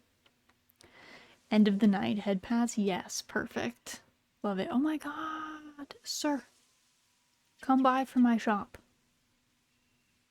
Like, isn't that what old people should be doing? Hello, sir. Would you care for anything? Hi. Oh. I'm looking at the large calamari. How much you charging? 90 gold for you, sir. Go ahead and take that. I don't need the money, so enjoy your stuff. I don't remember, I think they can buy multiple things if they want it, but I've got an urge to buy the little scat. Alright. 22 gold then.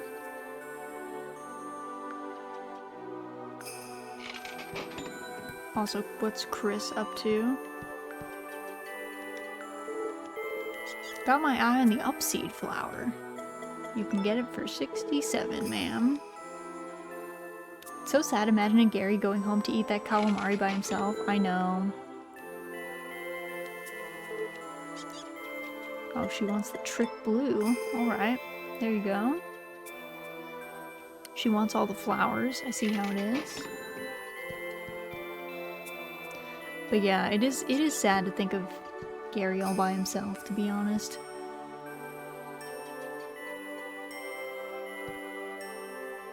He's on his way. Though at this point, he's been by himself for many years, so he's doing his own thing.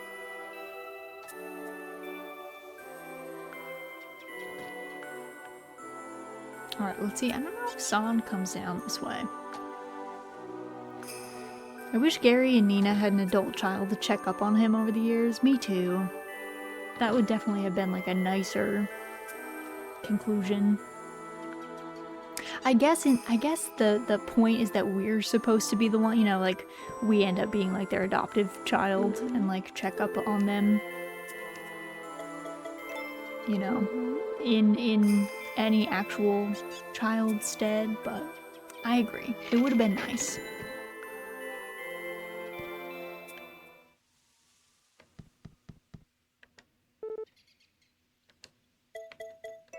There you go. I'm just giving everyone a discount because, like, what's the point of making them pay full price? Plus, I think you technically get a little friendship boost, a tiny, tiny, tiny one. It's definitely not like an effective way to increase friendship, but for giving them the discount, so you might as well. Alright, let's close up shop so I can go back to my farm.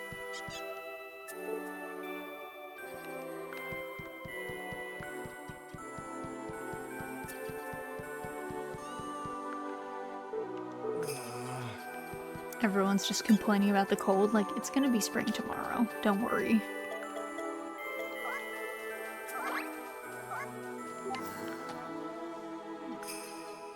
Okay. I'm gonna talk to everybody. Whoop.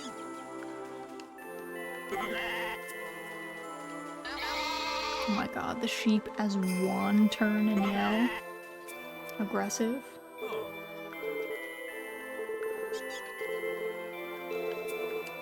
Okay, he's telling us all the tips. That was a big sneeze, Miss Pickles. That was a big sneeze. Okay. Let's put them, I guess let me check on the fodder, make sure everyone's got what they need. And then I can set my alarm clock back to our same time of 6 a.m. Because we only needed to wake up at 5 once. Otherwise, we're all set.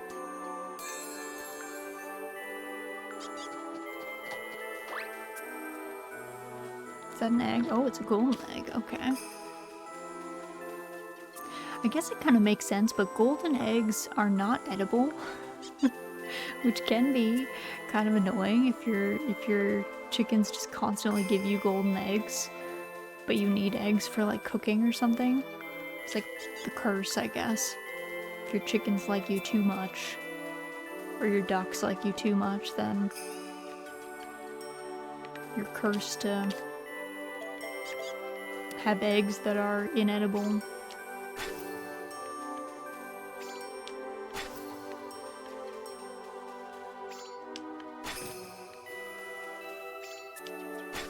Okay. Nice. Cut a whole bunch of fodder for ourselves.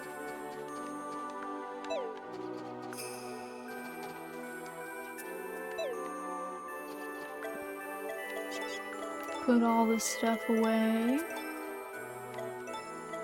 I'm shocked we didn't sell more of the milks though. I actually thought that people were gonna go for the milks first, but they did not. They were like, nope, give me the flowers, give me the fish.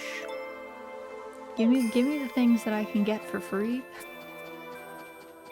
Instead of the things that would otherwise cost them actual money. Alright, we've got all these potatoes to pick. They're all S potatoes.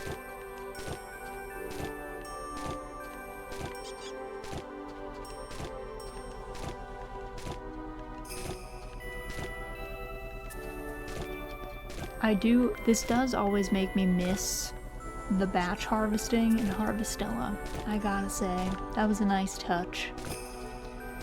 Being able to batch harvest things in like one fell swoop.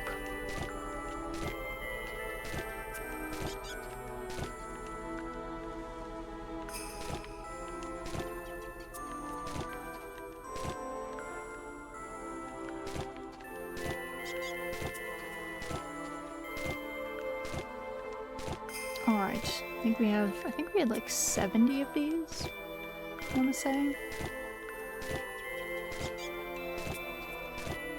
And we have another like section, yeah. Because we got some seeds as part of a reward for quest.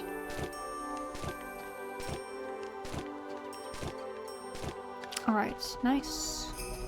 Let me water all these. Also, Risa, thank you for the pet pick redeemed. Do you have any special requests? She is napping on her perch next to me. But head scratches as always. Okay. I will give her head scratches for you.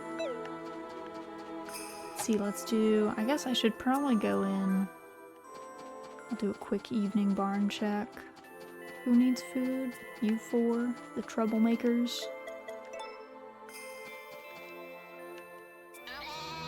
Okay, I'm not actually trying to feed you, you're just in the way.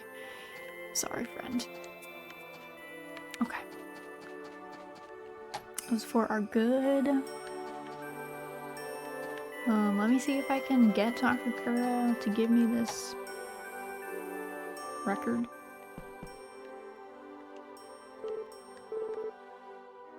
From what I hear, you're getting along pretty well with the folks in the valley. Everyone's real happy to have you around. Actually, why don't I give you a little something as a way to commemorate all that? I used to listen to this record all the dang time back in the day. Consider it yours. I'm sure you'll end up taking a shine to it, just like I did. Thanks, Takakura, my bro. Okay, we got the record. Let's put Poulter away. We can load this record in. Also, I gotta change my look for springtime. I guess I'm gonna wear this because this is the iconic outfit for our last year on the farm. Spring fashion, exactly. New season, new fashion, new music.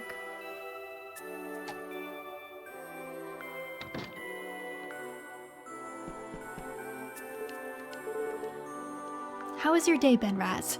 Do take some time to refresh yourself in the bath. You've more than earned it. Thanks, girl. I will. Alright, add record. Do you love the winter music, though? Yeah. This one that we're playing or the original? Because I do really like the original.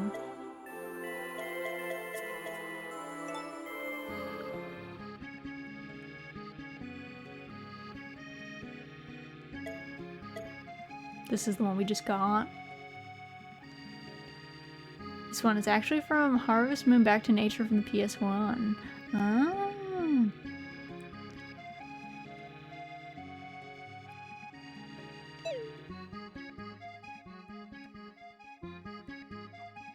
I like this song.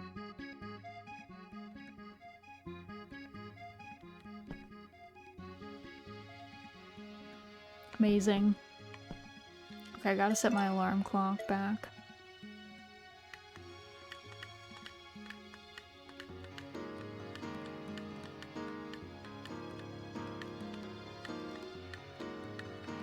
Okay, alarm clock on. Set the alarm for 6. Well, this one's a bop.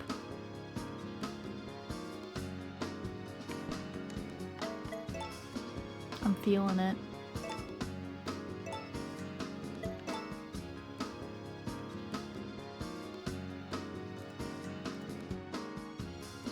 This one says, where was this one from? This one says it's the theme song of the original A Wonderful Life, but I don't remember this song. So, I don't know. Oh. Well, I made 2 save files. Oops. Oops. Alright, let's go to sleep. We're gonna end year 5.